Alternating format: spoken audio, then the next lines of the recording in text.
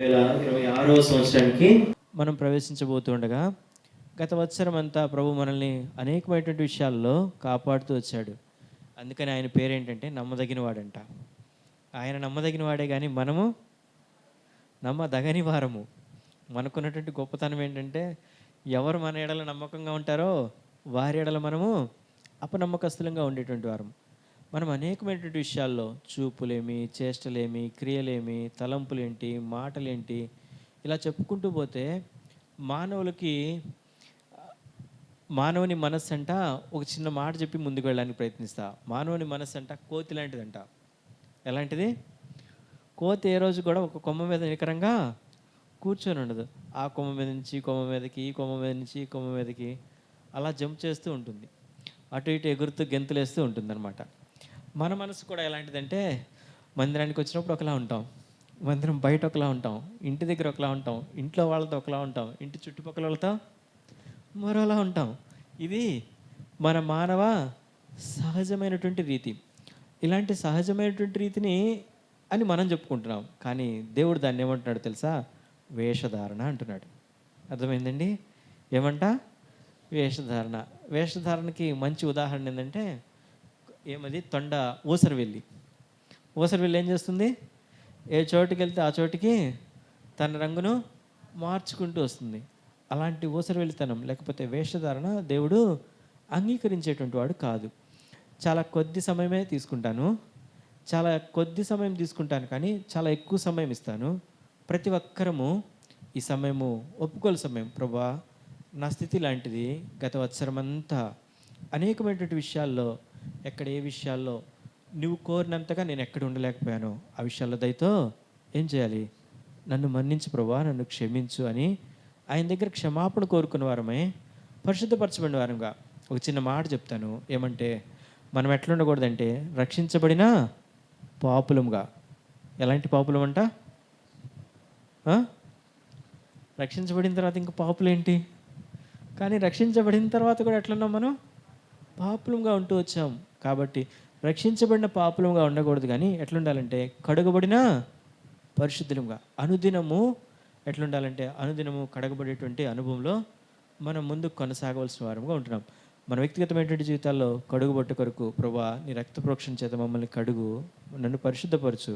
వ్యక్తిగతంగా ఎవరికి వారమే మనకి మనమే ఆయన సన్నిధిలో ఒప్పుకొని ఆయనకి మనం సమర్పించుకొని, ప్రభువా, నా జీవితంలో ఈ పొరపాట్లు ఉన్నాయి, ఈ లోట్లు ఉన్నాయి, ఈ బలహీనతలు ఉన్నాయి, దయతో నన్ను మన్నించు, నన్ను క్షమించు. నేను ఇలాగ ఉండడం నీకు ఇష్టం లేదు.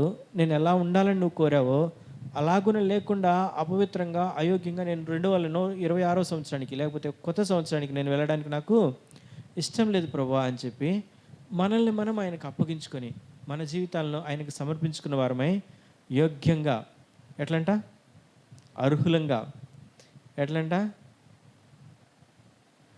ఉన్నతమైనటువంటి రీతిలో దేవుడు కోరుకున్నటువంటి బల మంచి నమ్మకమైన దాసుడా, దాసురాలా అని మనల్ని పిలవాలి. అలాంటి బల మంచి నమ్మకమైనటువంటి దాసుడా, దాసురాలా అని పిలువబడేటువంటి విధానంలో మనం ఆయన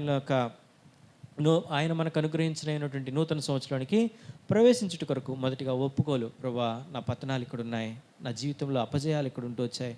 ప్రభువా, నా జీవితంలో నువ్వు కోరిన విధంగా నేను ఇక్కడ ఈ విషయాల్లో ఉండలేకపోతూ వచ్చాను, నువ్వు కోరిన విధంగా నేను ఈ విషయంలో నడుచుకోలేకపోతూ వచ్చాను. ఒప్పుకొని, యథార్థంగా ఒప్పుకొని. అందుకని ఒక మాట రాయబడి ఉంది. ఏమనంటే అతిక్రమంలో ఒప్పుకొని వాడు ఏం చేస్తాడంట? ధన్యుడు. అంతే. అతిక్రమంలో ఒప్పుకోకుండా దాచిపెట్టుకొని కప్పుకునేవాడు ఏం చేయడంట? కనికరం పొందలేడంట. వాడు ధన్యుడిగా తీర్చబడలేడు. మన అతిక్రమలు మనం ఒప్పుకొని వాటిని విడిచిపెట్టినట్టయితే మనం ఏం పొందుతామంటే దేవుని యొక్క కనికరాన్ని పొందగలుగుతాం. ఆయన కనికరాన్ని పొందుట కొరకు ప్రభువా, నువ్వు మమ్మల్ని కనికరించు. అందుకని చివరికి ఒక పాట పాడుకుంటూ వచ్చాం. నా జీవిత సాగరం నన్ను ఎట్లా నడిపించాలి? చక్కగా నడిపించాలి. చక్కగా నడిపించాలని ఆయనైతే ఉన్నాడు, కానీ ఇష్టంగానే మనం ఎట్లా నడిచామంట? కుడికి ఎడమకి తొలగిపోతూ వచ్చాం. మనం తొలగిపోయినటువంటి స్థితి. కాబట్టి మన తొలగిపోయినటువంటి స్థితి, లోకంలో ఉన్నటువంటి ఆశలు, లోకపు మోమాటాలు, ఏమంటారో వాళ్ళు ఏమనుకుంటారో వీళ్ళు ఏమనుకుంటారో, చిన్న చిన్నవి కావచ్చు. ఓ పువ్వు పెట్టుకుంటే ఏం పోయింది, ఓ బొట్టు పెట్టుకుంటే ఏం పోయింది, వాళ్ళ ఫంక్షన్కి పోయిస్తే ఏం పోయింది, ఇలాంటి చిన్న చిన్నవి చాలా చిన్నవిగా అనిపిస్తాయి అనమాట. నేను రాత్రి మాట్లాడుతూ వచ్చినప్పుడు చెప్తూ వచ్చాను. ఏమని? మనమే చిన్న చిన్నవి పాపాన్ని ఏం చేస్తాం? దానికి బలాన్ని తగ్గించి చిన్న చిన్నవి బలహీనరాలనండి, బలహీనున్నయ్యా ప్రభువా, నన్ను క్షమించయ్యా, నేను బలహీనున్నయ్యా. మనం పాపానికి బలాన్ని తగ్గించి పాపాన్ని చేయడానికి ఆస్కారం చేసుకొని పాపం చేస్తూ వస్తాం అనమాట. అలా పాపానికి బలాన్ని తగ్గించొద్దు. ప్రతి పాపము ప్రభువా, చిన్నదేని పెద్దదేని ఆయన ఒప్పుకుంటూ వచ్చినప్పుడు మనము మన జీవితాలను ఆయన కడిగి పవిత్రపరచడానికి, పరిశుద్ధపరచడానికి ఆయన సిద్ధంగా ఉన్నాడు. ఎవరైతే కృపకు వేడువారిలో ఆయన ఏం చేస్తాడంట? సంతసిస్తాడంట, ఆనందపడతాడంట. ఎవరైతే ఆయన కృపకు వేడతారో, ప్రభువా నేను అనర్హుడిని, నేను పనికిమాలినోడిని, అయినా కూడా నువ్వు మంచోడి కాబట్టి నాకు ఏం చేయాలి? సహాయం చేయాలి అంతే. నేను పనికిమాలినోడిని ప్రభువా, నిజమే, నేను ఒప్పుకున్నాను కాబట్టి నువ్వు ఒప్పుకో, క్షమిస్తానని చెప్పావు కదా, నేను ఒప్పుకుంటున్నాను అంతే. ఇంకంతకన్నా ఏం లేదు. ఇందాక ఆంటీ ప్రార్థన చేసింది, మేము ఏజెన్సీలో ఉన్నామండి, దూరంగా ఉన్నామండి, చదువురాదని ఎవరన్నారు? మీరందరూ ఉద్యోగస్తులైతే. అవునా? చదువుతో పని లేదు. ప్రభువా యథార్థంగా ఉన్నామా లేదా? నా జీవితంలో నేను ఎట్లాంటి వాడిని? నాకు ఒప్పుకోలు ప్రభువా, నా జీవితంలో నేను ఒప్పుకోవడానికి సిద్ధంగా ఉన్నా. నువ్వు ఒప్పుకోవడానికి సిద్ధంగా ఉంటే రాత్రి ఒక మాట మరలా జ్ఞాపకం చేస్తూ వచ్చా సిద్ధపాటు కొడుకులు ఏమని? దేవుడు క్షమించని పాపం ఏంటి? మనం ఏ పాపం అయితే దాచిపెట్టుకుంటాం దాన్ని క్షమించడం అంతే. మనం ఏ పాపం అయితే ఆయన దగ్గర ఒప్పుకుంటామో ఆయన నమ్మదగిన వాడు, నీతిమంతుడు అంతే. ఇంకంతకన్నా ఏం చెప్పాల్సిన విషయం ఏం లేదు. ఆ విషయం జ్ఞాపకం చేసుకుందాం. వాక్యపు వెలుగులో కొద్ది విషయాలు, చాలా కొద్ది సమయం మాత్రమే. టైం 10 గంటలైంది. ఒక 20 నిమిషాలు లేదా 25 నిమిషాల పాటు కొద్ది వాక్య భాగం చూసుకొని మనము వాక్యపు వెలుగులో ప్రభా మేము విషయాల్లో ఇలాగున్నామో లేమో దయతో మమ్మల్ని జ్ఞాపకం చేసుకోనమని ఆయనకు అప్పగించుకొని ఆయన యొక్క ఇష్టానుసారమైనటువంటి మనుషులుగా మన జీవితాల్లో మనం ముందుకు కొనసాగుట కొరకు కొద్ది మాటలు చూసుకుందాం. రాజుల గ్రంథము, రెండవ రాజుల గ్రంథము 6వ అధ్యాయము, 6వ అధ్యాయము 1వ వచనం నుంచి 7వ వచనం వరకు ఉన్నటువంటి భాగాన్ని మనం మార్చి చదువుకుందాం. రెండవ రాజుల గ్రంథము 6వ అధ్యాయము 1వ వచనం నుండి 7వ వచనం వరకు. పాత నిబంధనలో పేజ్ నెంబర్ 311. రెండవ రాజుల గ్రంథము 6వ అధ్యాయము 1వ వచనం నుంచి 7వ వచనం వరకు. మొదటి వచనం నేను చదువుతాను, 2వ వచనం మీరు అలాగ మార్చి చదువుకుందాం. అంతటా ప్రవక్తల శిష్యులు ఎలీషా యొద్దకు వచ్చి, ఇదిగో నీ యొద్ద మాకున్న స్థలము ఇరుకుగానున్నది,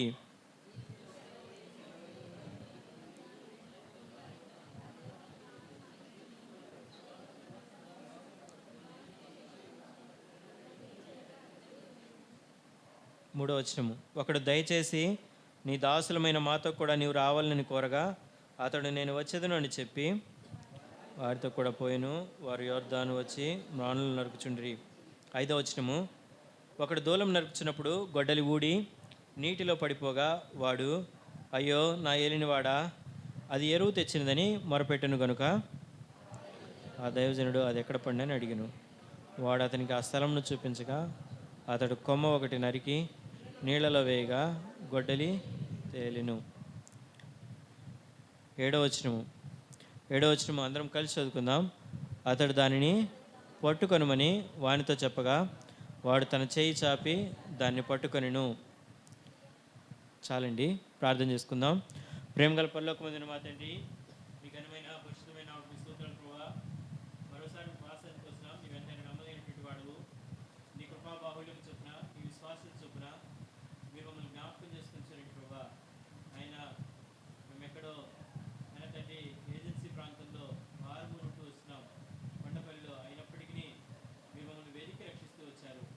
అయినా ఈ కొండపల్లి గ్రామంలో యెహోవా ఈరే నేను చూస్తున్నానని మీరు చూసి దేవుడుగా ఇక్కడ నిలబెట్టినట్టు దీపస్తంభాన్ని బట్టి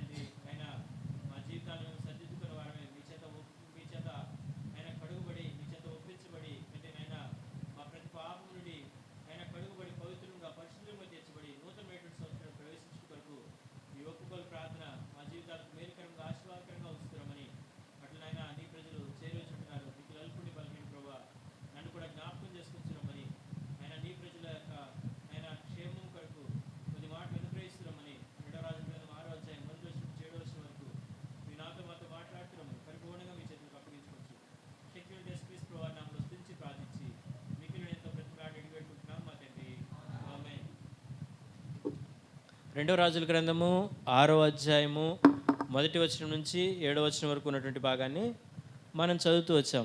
అక్కడ ఉన్నటువంటి ప్రవక్త ఎవరంటే, ఎవరా ప్రవక్త? ఎలీషా. దయచేసి రాత్రిలానే మరలా కొంచెం మీరు మాట్లాడడానికి ప్రయత్నించండి. మాట్లాడడం వల్ల నేను ముందే ఆన్సర్ చెప్తాను, తర్వాత మీరు తిరిగి అదే ఆన్సర్ అడిగితే చాలు, అదే ఆన్సర్ తిరిగి చెప్తే చాలు నాకు, అంతే. ఎందుకనంటే మీరు నిద్రపోకూడదని. ఈ సమయము ఎలాంటిది, అందులోనూ మీ ఊరు వాళ్ళందరూ ఎట్లంటే 9ంటికి మీటింగ్ అంటే 7ంటికి వచ్చి కూర్చున్నారు. అవునక్క? 9ంటికి మీటింగ్ అంటే 7ంటికి వచ్చి కూర్చుంటే 9ంటికి నిద్ర వచ్చేసింది. అలాంటిది మీరు అంత ముందు రావడం వల్ల పెద్ద ప్రాబ్లం ఏంటంటే ఆ టయానికి రైట్ టైంకి నిద్ర వస్తుంది అనమాట. కాబట్టి కొంచెం ఓపికగా ఉండండి, ఏమనుకోకండి, గమనించండి. మీరు మీ వయసుకి మీ పెద్దవాళ్ళు కాబట్టి నేను మిమ్మల్ని ప్రశ్నలు అడిగేటువంటి వాడిని కాదు. కానీ ఎందుకు ప్రశ్నిస్తున్నాను, ఎందుకు తిరిగి మీ దగ్గర నుంచి అంటే, మీరు కూడా కొంచెం హుషారుగా యాక్టివ్గా ఉంటారన్న ఉద్దేశంతో మాత్రమే మీరు కూడా నాతో పాటు కలిసి ప్రభు పనిలో, ప్రభు పరిచర్యలో మనం ముందుకు కొనసాగట కొరకు. అక్కడ ఉన్నటువంటి ప్రవక్త ఎవరు అంటే ఎలీషా ప్రవక్త. ఈ ఎలీషా ప్రవక్త ఎవరు అంటే ఏలియా దగ్గర నుంచి రెండంతలైనటువంటి ఆత్మీయ పాళ్ళు తీసుకున్నటువంటి వ్యక్తి. ఏలియా ఎంత గొప్పవాడంటే, ఏలియా ప్రార్థన చేస్తే 3.5 సంవత్సరాల పాటు వర్షం పడలా. ఏలియా తిరిగి ప్రార్థన చేస్తే 3.5 సంవత్సరాల పాటు వర్షం పడకూడదు అని చెప్పిన తర్వాత 3.5 సంవత్సరాలు అయిపోగానే ఆటోమేటిక్గా వర్షం పడాలి. అట్లా కాదు. ఏం చేశాడో తెలుసు, మరలా తిరిగి ప్రార్థన చేస్తేనే తిరిగి వర్షం పడింది. ఇక్కడ అన్నింటికంటే ముఖ్యమైనటువంటి విషయం ఏంటంటే, ఆయన మరలా తిరిగి ప్రార్థన చేయకపోతే వర్షం పడేది కాదు. మరలా నువ్వు పోయి ప్రార్థన చేయని చెప్పి దేవుడు చెప్తే మరలా దేవుడు మానవునికి లోబడి, ఈ మాట అర్థమవుతుందండి? ఎవరెవరికి లోబడ్డారు? దేవుడు మానవునికి లోబడి. నువ్వు తిరిగి మరలా పోయి ప్రార్థన చేయ అని చెప్తే ఆయన తిరిగి ప్రార్థన చేస్తేనే తిరిగి వర్షాన్ని. అలాంటి శక్తి కలిగినటువంటి దైవజనుడి శిష్యుడు ఎవరంటే ఎలీషా. ఈ ఎలీషా ఎంత తెలివైనటువంటి, ఎంత జ్ఞానం కలిగినటువంటి వాడంటే, ఆ ఏలియా వెళ్ళిపోతూ ఒక మాట అడిగాడు. ఏమన్నా తెలుసా? నీకేం కావాలయ్యా అంటే, నీకెంత శక్తి అయితే ఉందో, నీకెంత ఆత్మ పాళ్ళైతే ఉన్నాయో అంతకు 2 అంతలు నాకు కావాలండి. ఇది చాలా కష్టమైన విషయం. నువ్వు నన్ను వెంబడించు, ఎంతవరకు అయితే వస్తుందో, ఎంతవరకు అయితే నువ్వు నన్ను చూడగలవో దాన్ని బట్టి అంటే వెంటబడి వెళుతూ వచ్చాడు. వెళుతున్నటువంటి సందర్భంలో జరిగినటువంటి కొన్ని విషయాలు మళ్ళీ మనం జ్ఞాపకం చేసుకుందాం. ఆయన వెంటబడి 2 అంతలైనటువంటి అనుభవాన్ని, లేకపోతే 2 అంతలైనటువంటి ఆత్మీయమైనటువంటి పాళ్ళను పొందినటువంటి వాడు ఈ ఎలీషా. మనం చదువుకున్నటువంటి అధ్యాయము 2వ రాజుల గ్రంథము 6వ అధ్యాయం. ఈ 6వ అధ్యాయం కంటే ముందు ఉన్నటువంటి భాగం ఏంటంటే 5వ అధ్యాయం. 5వ అధ్యాయంలో ఏముంటుందంటే, సిరియా దేశపు నయమాను, సిరియా దేశపు మహాసైన్యాధిపతి, సిరియా దేశానికి అనేకమైనటువంటి యుద్ధాలు చేసినటువంటి గొప్ప వ్యక్తి, గొప్ప సైన్యాధిపతి అయినటువంటి నయమాను ఏం చేస్తూ వచ్చాడంటే, ఆయన అనేకమైనటువంటి యుద్ధాలు చేసి సిరియా రాజును గెలిపిస్తూ వచ్చాడు. సిరియా రాజుకు పేరు ప్రఖ్యాతులు వచ్చినాయి. అయితే ఈయనకేముందంటే కుష్టి వ్యాధి ఉందట. ఏం వ్యాధి? ఆ రోజుల్లో కుష్టి వ్యాధి భయంకరమైనటువంటి వ్యాధి. నేటి దినాల్లో అంటే లెపర్సీకి ఏవో కొన్ని మందులని అవన్నీ ఇవన్నీ దొరుకుతున్నాయి. కానీ ఆ దినాల్లో కుష్టి వ్యాధి భయంకరమైనటువంటి వ్యాధి. ఈ కుష్టి వ్యాధి వచ్చిన వాడు మనం చూస్తూ వస్తాం కొన్ని విషయాలు. ఇప్పుడు సమయం లేదు కాబట్టి ఇప్పుడు తిప్పబోం, కానీ కొన్ని విషయాలు జ్ఞాపకం చేసుకుందాం. కుష్టి వ్యాధి వచ్చినాడు, వాడి మూతి మీద చేయబెట్టుకోవాలి.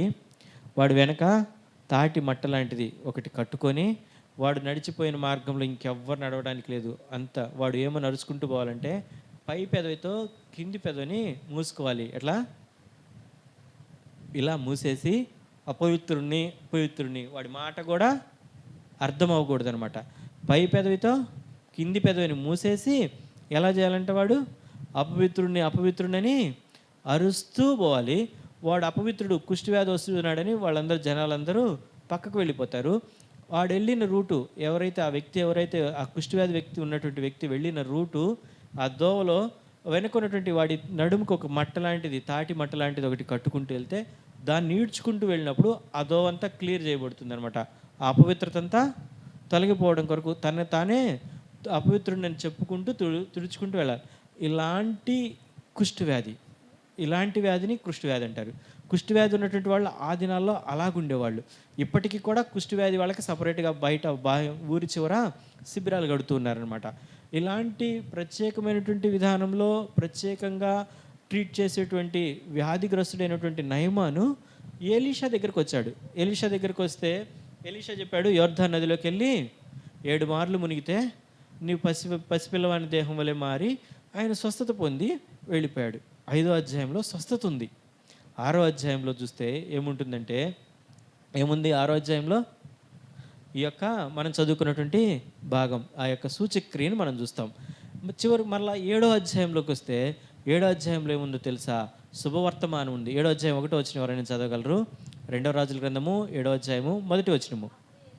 అప్పుడు ఎలీషా రాజుతో ఈ మాట చెప్పాడంట. చెప్పండి. యెహోవా మాట ఆలకించుడి. యెహోవా సెలవిచ్చేది ఏంటంటే, రేపు ఈ వేళకి షోమ్రోన్ ద్వారమందు రూపాయికి 1 మానిక సన్నని పిండి, రూపాయి 1కి 2 మానికలు ఎవలో అమ్మబడతాయి. చాలమ్మా. అక్కడ గొప్ప శుభవర్తమానం. అప్పటి వరకు ఎలా ఉన్నారంటే, ఆ దినాల్లో కరువు ఉందన్నమాట. కరువు ఉన్నటువంటి దినాల్లో ఆయన చేస్తున్నటువంటి పని ఏంటంటే, గొప్ప శుభవార్తని చెప్తున్నాడు. మొట్టమొదటిగా స్వస్థతను క్రీస్తూ వచ్చాడు 5వ అధ్యాయంలో, 6వ అధ్యాయంలో సూచక్రియలు చేస్తూ వచ్చాడు, 7వ అధ్యాయంలో ప్రజలందరికీ గొప్ప శుభవర్తమానం లేక సంతోషకరమైనటువంటి విషయము, ఏ కరువులో ఉన్నారో ఆ కరువు తీరిపోబోతుంది అని చెప్తున్నటువంటి వ్యక్తి. ఈయన జీవితంలో మనం చూస్తూ వస్తే 5వ అధ్యాయము, 6వ అధ్యాయము, 7వ అధ్యాయము ఎందుకు జ్ఞాపకం చేస్తూ వచ్చానంటే, ఇలాంటి గొప్ప సూచక క్రియలు, అద్భుతాలు అంత మాత్రమే కాకుండా స్వస్థతలు చేస్తున్నటువంటి ఎలీషా గురించి మనం చదువుకుంటున్నాం. ఈ ఎలీషా కాలంలో ఏం చేస్తూ వచ్చాడంటే, మొట్టమొదటిగా 6వ అధ్యాయము 1వ వచనము, అంతటా ప్రవక్తల శిష్యులు ఎలీషా యొద్దకు వచ్చి, ఇదిగో నీ యొద్దను మాకున్నటువంటి స్థలం ఎట్లుందంట? ఇరుగ్గా ఉంది. ఈ మాట ఎంత అద్భుతమైనటువంటి మాట అంటే, మనం చూస్తే ఇక్కడ ఏమనంటే, యోర్దాను పాయలుగా చేస్తూ వచ్చాడు. యోర్దాను దాటి యువతలకు వచ్చిన తర్వాత ఆనుకొని ఉన్నటువంటి స్థలము గిల్గాల్ అనమాట. ఈ గిల్గాల్లో ఆయన ఒక బైబిల్ కాలేజీ నడుపుతున్నాడు. ఎంతమంది శిష్యులు ఉన్నారంట? అక్కడ నెంబర్ అయితే రాయబడలేదు, కానీ అనేక మంది శిష్యులు ఆయన దగ్గర ఉంటూ వచ్చారంట. మాట 2వ వచనంలోకి వెళ్తే మనకు అర్థమవుతుంది ఏమని. నీ సెలవైతే మేము, ఎవరంట? నీ సెలవైతే మేము అంటే ఒకళ్ళ ఎక్కువ మందా? ఎక్కువ మంది ఉన్నారు. చాలామంది శిష్యులు ఉన్నారు. ఆయన ఆ గురువు గారి దగ్గర నేర్చుకునేటువంటి వాళ్ళు. ఆ ఏలియా దగ్గర అయితే ఎంతమంది శిష్యులు ఉన్నారు? అక్కడే శిష్యుడు. ఎవరా శిష్యుడు? ఏలియా దగ్గర ఎవరు శిష్యుడు? గెహజీ. ఏలియా దగ్గర ఉన్నటువంటి శిష్యుడు ఎవరు? గెహజీ మాత్రమే. కానీ ఎలీషా శిష్యుడు కాదు. ఎలీషా చివరిలో ఏలియా పోయి ఆయన్ని అభిషేకించడం కొరకు తన శిష్యునిగా చేసుకున్నటువంటి వాడు. అంతే తప్ప తన ఎలీషా జీవిత కాలం అంతా ఎవరు తోడుగా ఉన్నారు? శిష్యుడిగా ఎవరున్నారు? గెహజీ ఉంటూ వచ్చాడు. అయితే ఈ ఎలీషా ఎలాంటి వాడంటే, ఏలియా అయితే తన జీవితం అంతట్లో ఒక్కరు లేదంటే రెండో వ్యక్తి ఎలీషాని శిష్యుడిగా కలిగి ఉన్నాడు. కానీ ఎలీషా ఎంతమందిని అంటే, మేము చాలామందిని శిష్యులుగా కలిగినటువంటి వాడు. నేటి జీవితాల్లో నీవు నేను గుర్తుపెట్టుకోవాల్సిన విషయం ఏంటంటే, ఈ వాక్య భాగంలో నుంచి నువ్వు నేను నేర్చుకోవాల్సిన విషయం ఏంటంటే, మనం ప్రభు కొరకు, దేవుని కొరకు శిష్యులంగా చేయబడుతూ వచ్చాం. ప్రభువుకు శిష్యులంగా చేయబడి మనము ఎంతమంది ఉంటున్నాం? ఎంతమంది ఉంటున్నాం? మా చిన్న ఇల్లు. అవునా? దేవుడు చిన్న ఇల్లుగా ఉండడానికి ఇష్టపడ్డు. దేవుడు ఎలా ఉంటున్నాడు? చిన్న ఇల్లును కూడా నిర్లక్ష్యం చేసేటువంటి వాడు కాదు. చిన్న మందా భయపడకము, నేను మీకు తోడుగా ఉంటాను. మొట్టమొదటి మనం పాడుకున్న పాట అది. ఏమంట? దేవుడు మీకు తోడై ఉన్నాడు. దేవుడు మనకి ఎల్లప్పుడూ తోడుగానే ఉంటాడు, ఎవరితో అయినా ఒక్కరితోనైనా. అందుకని ఆ మాట రాయబడింది ఏమంటే, మత్తయి సువార్త 18వ అధ్యాయం 20వ వచనంలో ఏమని, ఎక్కడ 2-3 నా నామమున కూడి ఏకీభవిస్తారో వారి మధ్య నేనుంటాను. ఆయన ప్రతి ఒక్కరి మధ్య, ప్రతి వారిలోనూ ఉండేటువంటి వాడు. ఆయన వారిలో ఉండి, వారి మధ్య ఉండి, వారితో సంచరించేటువంటి వాడు. అయితే దేవుడు మనల్ని విస్తరించాలని, అభివృద్ధి చెందాలని, మన సంఘం అభివృద్ధి చెందాలనేది దేవుని యొక్క ఆకాంక్ష, ఆయన యొక్క కోరిక. అందుకనే ఆదికాండం 1వ అధ్యాయం 24వ వచనం నుంచి 25-26 వచనాల్లో మనం చూస్తాం. ఏమన్నా తెలుసా? మీరు అభివృద్ధి చెంది, నిండించి, ఫలించి, దాన్ని లోబరుచుకొనుడి. దేవుని యొక్క ఉద్దేశం ఏంటంటే, మనం అభివృద్ధి చెందాలని, మనము విస్తరించాలంటే ఆయన యొక్క ఉద్దేశము. ఈ 1వ అధ్యాయంలో 1వ వచనంలో నీవు నేను నేర్చుకోవాల్సిన విషయం ఏంటంటే, ప్రభువా మా లోపం ఏంటంటే, మేము ఎట్లున్నాము? కొద్ది మందిగా ఉన్నాం ప్రభువా, మమ్మల్ని ఏం చేయి, విస్తరించు. అది విస్తరించడం కొరకు మేము పడవలసినటువంటి ప్రయాస ఏదైతే ఉందో, మేము చేయవలసినటువంటి పని ఏదైతే ఉందో, మేము చేయవలసిన ప్రార్థన ఏదైతే ఉందో, మేము ఎవరినైతే పురికొల్పవలసిన వారంగా ఉంటున్నామో, మేము ఎవరినైతే ఆత్మీయంగా నడిపించవలసిన వారంగా ఉంటున్నామో, మేము ఎవరికైతే స్వాత ప్రకటించవలసిన వారంగా ఉంటున్నామో, ఆ విషయాలన్నింటిలో మేము ఎట్లున్నాం? మంద కోడిగా ఉన్నాం. ఏం కోడి అంటే ఈ కోడి? మనకేం కోళ్ళు తెలుసు? అయితే బాయిలర్ కోడి తెలుసు, లేకపోతే నాటుకోడి తెలుసు, కానీ మంద కోడి అంట. గమనించారా? మనకేం కోడి తెలుసు అంటే అవి మాత్రమే తెలుసు. కానీ దేవుడు ఏమని చెప్తున్నాడు తెలుసా? విస్తరించాల్సినటువంటి సంఘంలో విస్తరించవలసినటువంటి శిష్యులు నిజంగా ఏలియా చేయలేనటువంటి పనిని ఎవరు చేస్తూ వచ్చారు? ఆ తర్వాత ఉన్నటువంటి ఎలీషా చేస్తూ వచ్చాడు. ఎలీషా పెద్ద శిష్యులందరినీ కలిపి వాళ్ళందరినీ ఆయన దగ్గర చేర్చుకొని వాళ్ళకి ఏం నేర్పిస్తున్నాడంటే బైబిల్ పాఠాలన్నీ, దేవుడి యొక్క గొప్ప కార్యాలని, దేవుని యొక్క ఆశ్చర్య క్రియల్ని శిష్యుల్ని కూర్చోబెట్టుకొని ఏం చెప్తారు? గురువుగారు ఏం చెప్తాడు? పాఠాలు చెప్తాడు. అంతే కదా మాస్టర్ గారు? శిష్యులకి ఏం చెప్తాము? పాఠాలు చెప్తాం. ఏం పాఠాలు చెప్తామంటే ఆయనకున్న సిలబస్ అదే. ఏముంది ఇశ్రాయేలీల కంటే వాళ్ళకున్నటువంటి సిలబస్ ఏంటంటే ధర్మశాస్త్రము, దేవుని యొక్క ఆశ్చర్య క్రియలు. తోరా ఉంది ఆ దినాల్లో 5 పుస్తకాలు: ఆదికాండము, నిర్గమకాండము, లేవ్యకాండము, సంఖ్యాకాండము, ఉపదేశకాండము. ఇలాంటి ఉపదేశాన్ని ఆ శిష్యులకి అందజేస్తూ దేవుని యొక్క మహత్కార్యములు, దేవుని యొక్క గొప్పతనాన్ని తెలియజేస్తూ వస్తున్నాడు. నేడు మనం కూడా ఇక్కడ ఉన్నటువంటి వారందరూ ప్రత్యేకంగా చెప్తాను, వయసులో పెద్దవారు, మీ అందులోనూ కొంతమంది ఆల్మోస్ట్ ఎక్కువ మంది, హాఫ్ ఆఫ్ ద పీపుల్, సగం కంటే పైగా ఉన్నటువంటి వారందరూ కూడా వయసులో 50 సంవత్సరాలకు పైబడిన వారు ఉన్నారు. 50 సంవత్సరాలకు పైబడినటువంటి మనము ఎట్లుండాలంట? మన రాబో తరం వారికి మాదిరిగా ఉండాలి. అనేకులను శిష్యులుగా చేయడానికి, ప్రభు యొద్దకు నడిపించడానికి. ప్రభువా, నీకు ఇచ్చినటువంటి బాధ్యత, నాకు ఇచ్చినటువంటి బాధ్యత ఏంటంటే, మనం పరిగెత్తగలమా? మనం ఇంకో చోటకి వెళ్ళగలమా? ఇంకేమైనా చేయగలమా? దేవుడు మనకి ఇచ్చినటువంటి పని ఏంటంటే మనం ఆయనతో మాట్లాడమే. ప్రభువా, నా కుటుంబంలో వీళ్ళు ఉన్నారు, నా కుటుంబంలో పలానా వాళ్ళు ఉన్నారు, నా కుటుంబంలో నా బంధుమిత్రులు, నా స్నేహితులు, నా సన్నిహితులు, నా చుట్టుపక్కల వారు, నా ఇరుగు పొరుగు వారు, ఇలాంటి వాళ్ళు ఉంటున్నారు. ప్రభు, వాళ్ళందరూ నశించి నిచ్చిన నాశనానికి పోవడం నీకు ఇష్టం లేదు ప్రభా, నాకు ఇష్టం లేదు. ప్రభా, దయతో కరుణించు, క్షమించు. వారి కొరకు ప్రార్థించాల్సినటువంటి బాధ్యత, భారం ఎవరి మీద ఉంది? మన మీద ఉంది. అయితే ఈ పని మనం చేస్తూ వచ్చామా ఈ సంవత్సర కాలం అంతా? ఒకవేళ చేస్తూ వచ్చినప్పటికీ దేవుడు కోరినంతగా చేస్తూ వచ్చామా? ప్రభా, దయతో మన్నించు. నాలో ఈ తప్పిదం ఉంది, నాలో ఈ పొరపాటు ఉంది. నేను సంఘం విస్తరించవలసిన వారంగా ఉంటున్నాం. పోయిన సంవత్సరం ఈ మాట చెప్పాలంటే నాకు కూడా చాలా బాధగా ఉంది. 2024 సంవత్సరము డిసెంబర్ 31కి ఇక్కడికే వచ్చున్నా. అప్పుడున్నంతమంది కూడా 2025 సంవత్సరం డిసెంబర్ 31కి దుఃఖకరమైనటువంటి విషయం. కాకపోతే పరిస్థితులు ఎలాంటివైనా, ఎలాంటి ఉద్యోగాలు వచ్చినా, ఎంతమంది వెళ్ళిపోయినా సరే, అనేక మంది నశించిపోతున్నటువంటి వారు ఎంతమంది ఉన్నారు? అనేకులు ఉంటున్నారు. ఈ మధ్యకాలంలో మనల్ని చూసి బయట ఉన్నటువంటి వారు నేర్చుకుంటున్నారు. వాళ్ళు కూడా ప్రచారాలు చేస్తున్నారు. ఒకప్పుడు క్రైస్తవులు అంటేనే మత ప్రచారం చేస్తారని మనమే చెప్పేవాళ్ళు. ఇప్పుడు క్రైస్తవులతో సంబంధం లేదు, అన్ని మతాలకు అతీతంగా అందరూ ఏం చేస్తున్నారు? ఈ దినాల్లో ప్రచారాలు చేసుకుంటూ వస్తున్నారు.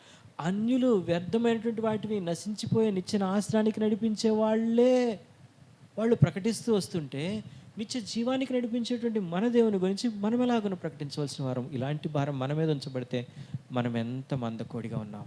ప్రభువా, నన్ను క్షమించు. వ్యక్తిగతంగా నేను నా ఉద్యోగంలో, నా పని బాటల్లో, నా చుట్టుపక్కల ఉన్నటువంటి వారిలో, నా స్నేహితుల్లో నేను నీ గురించి ప్రకటించలేకపోయాను. ప్రభువా, నన్ను మన్నించు. మొట్టమొదటి విషయము, మనం నేర్చుకోవాల్సినటువంటి భాగము, శిష్యులు అనేక మంది ఉన్నారంట. అయితే ముందుకు వెళ్ళడానికి ప్రయత్నిద్దాం. రెండవ రాజుల గ్రంథము 4వ అధ్యాయము 38వ వచనము. 2వ రాజుల గ్రంథము 4వ అధ్యాయము 38వ వచనము.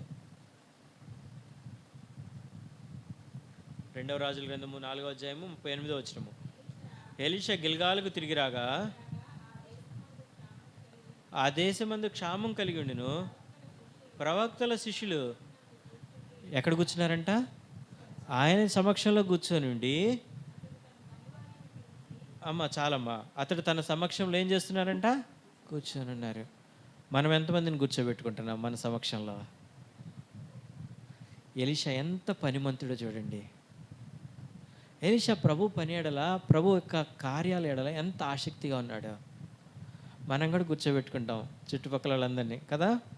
నేను చూస్తాను నేనున్న ఇంతకు ముందు ఉన్నటువంటి ఇల్లు మిద్దె మీద ఉండేది, అంటే డాబా మీద ఉండేవాడిని, అంటే సెకండ్ ఫ్లోర్లో ఉండేవాడిని.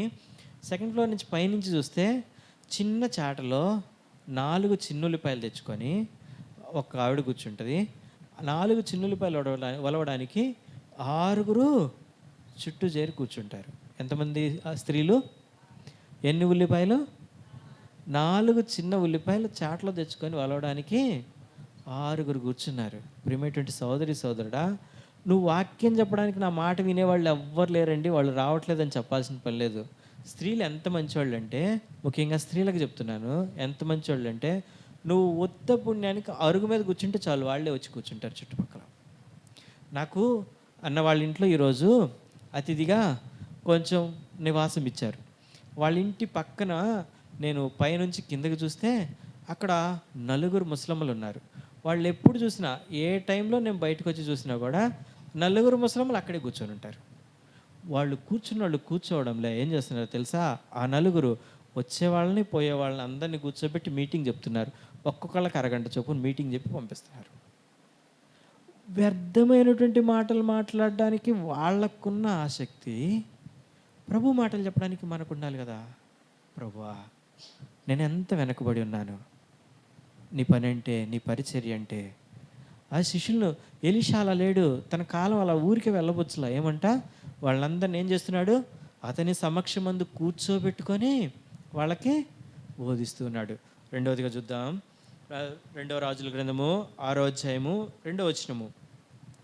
2వ రాజుల గ్రంథము ఏమంట, నీ సెలవైతే మేము యొర్దాను నదికి పోయి తలా ఒక మాను అచ్చటి నుండి తెచ్చుకొని మరొక చోట నివాసము కట్టుకుందామని మనవి చేయగా అతడు ఏం చెప్పాడంట? వెళ్ళుడి అని ప్రత్యుత్తరం ఇచ్చాను. ప్రియమైనటువంటి సోదరి సోదరుడా, ఇప్పుడు ఈ శిష్యులందరూ ఏం చేశారంటే, శిష్యులు రోజు రోజుకి ఏమవుతున్నారు? ఆయనకు సమక్షం ముందు కూర్చోబెట్టుకొని వాళ్ళకి బోధిస్తూ ఉంటే అనేకులు శిష్యులుగా చేయబడుతూ వచ్చారు. శిష్యులు ఎక్కువైపోయారు, మందిరం చాలట్లేదు, వాళ్ళు ఉన్నటువంటి స్థలము నివాసం సరిపోవట్లేదు, ఇంకొక నివాసము కట్టుకుంటామని చెప్పి ఆయన దగ్గరికి వచ్చారు. ఏమని అడిగారు తెలుసా? ప్రభువా, నీ సెలవైతే. ఏమంట? నీ సెలవైతే. ఎంత మర్యాదగా అడుగుతున్నారండి కదా. పర్మిషన్ తీసుకుంటున్నారు. పర్మిషన్ సెంటర్డ్ అప్రోచ్ అనమాట. ఎట్లాంటి అప్రోచ్ ఇది? Permission centred approach. ఆయన అనుమతిస్తేనే, దైవజనుడు అనుమతిస్తేనే ఏ పనైనా లేకపోతే ఏ కార్యమైనా చేయడానికి సిద్ధంగా ఉన్నారు. అక్కడి నుంచి కిందకు వస్తే 3వ వచనం చూద్దామండి. 3వ వచనము, వాళ్ళల్లో ఆ శిష్యుల నుంచి ఒకడేమడిగాడు? ఒకడు, దయచేసి నీ దాసులమైన మాతో కూడా రావాలని కోరగా. చాలమ్మా, చాలు. ఏమంట? మొదటేమో అందరూ వచ్చారు, వచ్చి ఏమడిగారు? మేము బయటికి వెళ్తున్నాము, కట్టెలు కొట్టుకొని వచ్చి ఇంకొక ఇల్లు కట్టుకుంటాము, కాబట్టి నువ్వు మాతో రా అని చెప్పలే. మేము పోతాం కాబట్టి మాకు పర్మిషన్ ఇవ్వని చెప్పి అడిగారు. అయితే వాళ్ళల్లో ఒకడున్నాడంట. ఎవరో? ఆ శిష్యుల్లోనే అందరితో పాటే ఉన్నాడు. ఒక శిష్యుడు ఎలా ఉన్నాడంటే, ఎట్లున్నాడు? ఏమయ్యా, దయచేసి నువ్వు మాతో కూడా. అతనే ఒబీడియంట్. అంటే మొదటిగా మేము వెళ్ళడానికి బయటికి వెళ్తామని చెప్పి అతను మొదట అడిగినటువంటి శిష్యులందరూ ఎంత వినయంగా అడిగితే, వాళ్ళకన్నా ఆయన ఇంకొక మాట అడుగుతున్నాడు. ఏమనో తెలుసా? నువ్వు మాతో కూడా రా. ఎంత విధేయత! మన జీవితంలో మనం కూడా చాలాసార్లు ఏమని అడుగుతామో తెలుసా? ప్రభువా, నేను వెళ్తున్నాను, నాకు సాయం చేయి. నేను వెళ్తున్నాము, మాకు ఆ పని చేసి పెట్టు. మేము వెళ్తున్నాము, ఇది కూడా నువ్వు కూడా చూసుకో. ఆ పని మొత్తం చక్కగా అవ్వాలి ప్రభువా. ఎట్లా చెప్తామో తెలుసా? మన ఇంట్లో పనివాడికి చెప్పినట్టు చెప్తాం. ప్రభువా, దగ్గరుండు, విడిచిపెడుతున్న ఇంటికి కాపలా ఉండు, వస్తున్నాం పోతున్నాం, అవి చెయ్యి ఇవి చెయ్యి. ఎట్లా చెప్తామంటే, మన సెక్యూరిటీ గార్డుకి చెప్తాం చూడండి, మొక్కలకి అన్నిటికీ నీళ్లు పెట్టు, కారు గడుగు, కుక్కకు బిస్కెట్లు పెట్టు, నేను పలానా ఊరు వెళ్తున్నాను, తిరిగి వస్తానని యజమానుడు ఎలా చెప్తాడో అట్లా చెప్తాం మనం దేవునికి. ప్రభువా, మేము వెళ్తున్నాము, నువ్వు అనుమతించు. మేము వెళ్తుంటే వస్తుంటే నీ పని ఏంటంటే, ఏంటి నీ పని? తోడుగా ఉండు, కాపలాగాయి, జాగ్రత్తగా పోయి రావాలి మేము అని చెప్తాం. అయితే మోషే ఏం చెప్తున్నాడు తెలుసా? ప్రభువా, నువ్వు రాకపోతే నేను బయలుదేరను. మోషే ఏమని చెప్పాడో తెలుసా? నిర్గమకాండంలో ఆ మాట మనం చూస్తాం. నువ్వు రాకపోతే నేను ఇక్కడి నుంచి ఈ ఇశ్రాయేల్ జనాన్ని తీసుకొని నువ్వు వెళ్ళాయి అంటే నేను వెళ్ళను, నువ్వు రావాలి, నువ్వు నాతో ఉండాలి. ఆ విషయము ఆ శిష్యుల్లో మనం చూస్తున్నాం. మనం అనేక మార్లు ఎలా ప్రార్థన చేస్తామంటే, ప్రభువా నువ్వు అది చేయి, నువ్వు ఇది చేయి అడగటం మంచిదే, మంచి పద్ధతి. ప్రభు యొక్క సహాయం కోరటం మంచిది. అయితే ప్రభు సహాయంతో పాటు ప్రభువునే మనం కోరితే ఇంకెంత ఉన్నతంగా ఉంటాం. ఆ 3వ వచనంలో మనం చూస్తూ వచ్చాం ఆ శిష్యుడిని ఏమని అడుగుతున్నాడంట, అయితే వారిలో ఒకడు దయచేసి నువ్వు మాతో కూడా రమ్ము. రావాలని చదవండి అక్క. దయచేసి నీ దాసులమైన మాతో కూడా నీవు రావాలని కోరగా అతడు నేను వచ్చేదని చెప్పాను. ఆయన ఎలా ఏమన్నా కోరితే ఏమన్నా వద్దంటాడా? దయచేసి రాయ్యా అని అడిగితే చాలా ఆయన రావడానికి సిద్ధంగా ఉన్నాడు. ఈ దినం నువ్వు నేను చేయాల్సిన పని ఏంటంటే, ప్రభువా దయతో మమ్మల్ని క్షమించు అని కోరితే ఆయన ఎట్లున్నాడంట? క్షమించడానికి సిద్ధ మనసు అంట. ఆయన పేరు ఏంటంటే క్షమించడానికి సిద్ధ మనసు కలిగినటువంటి వాడు. ఆయన నిన్ను నన్ను క్షమించాం ప్రభువా. మొట్టమొదటిగా ఒక విషయం జ్ఞాపకం చేసుకుంటూ వచ్చాం. ఏమని?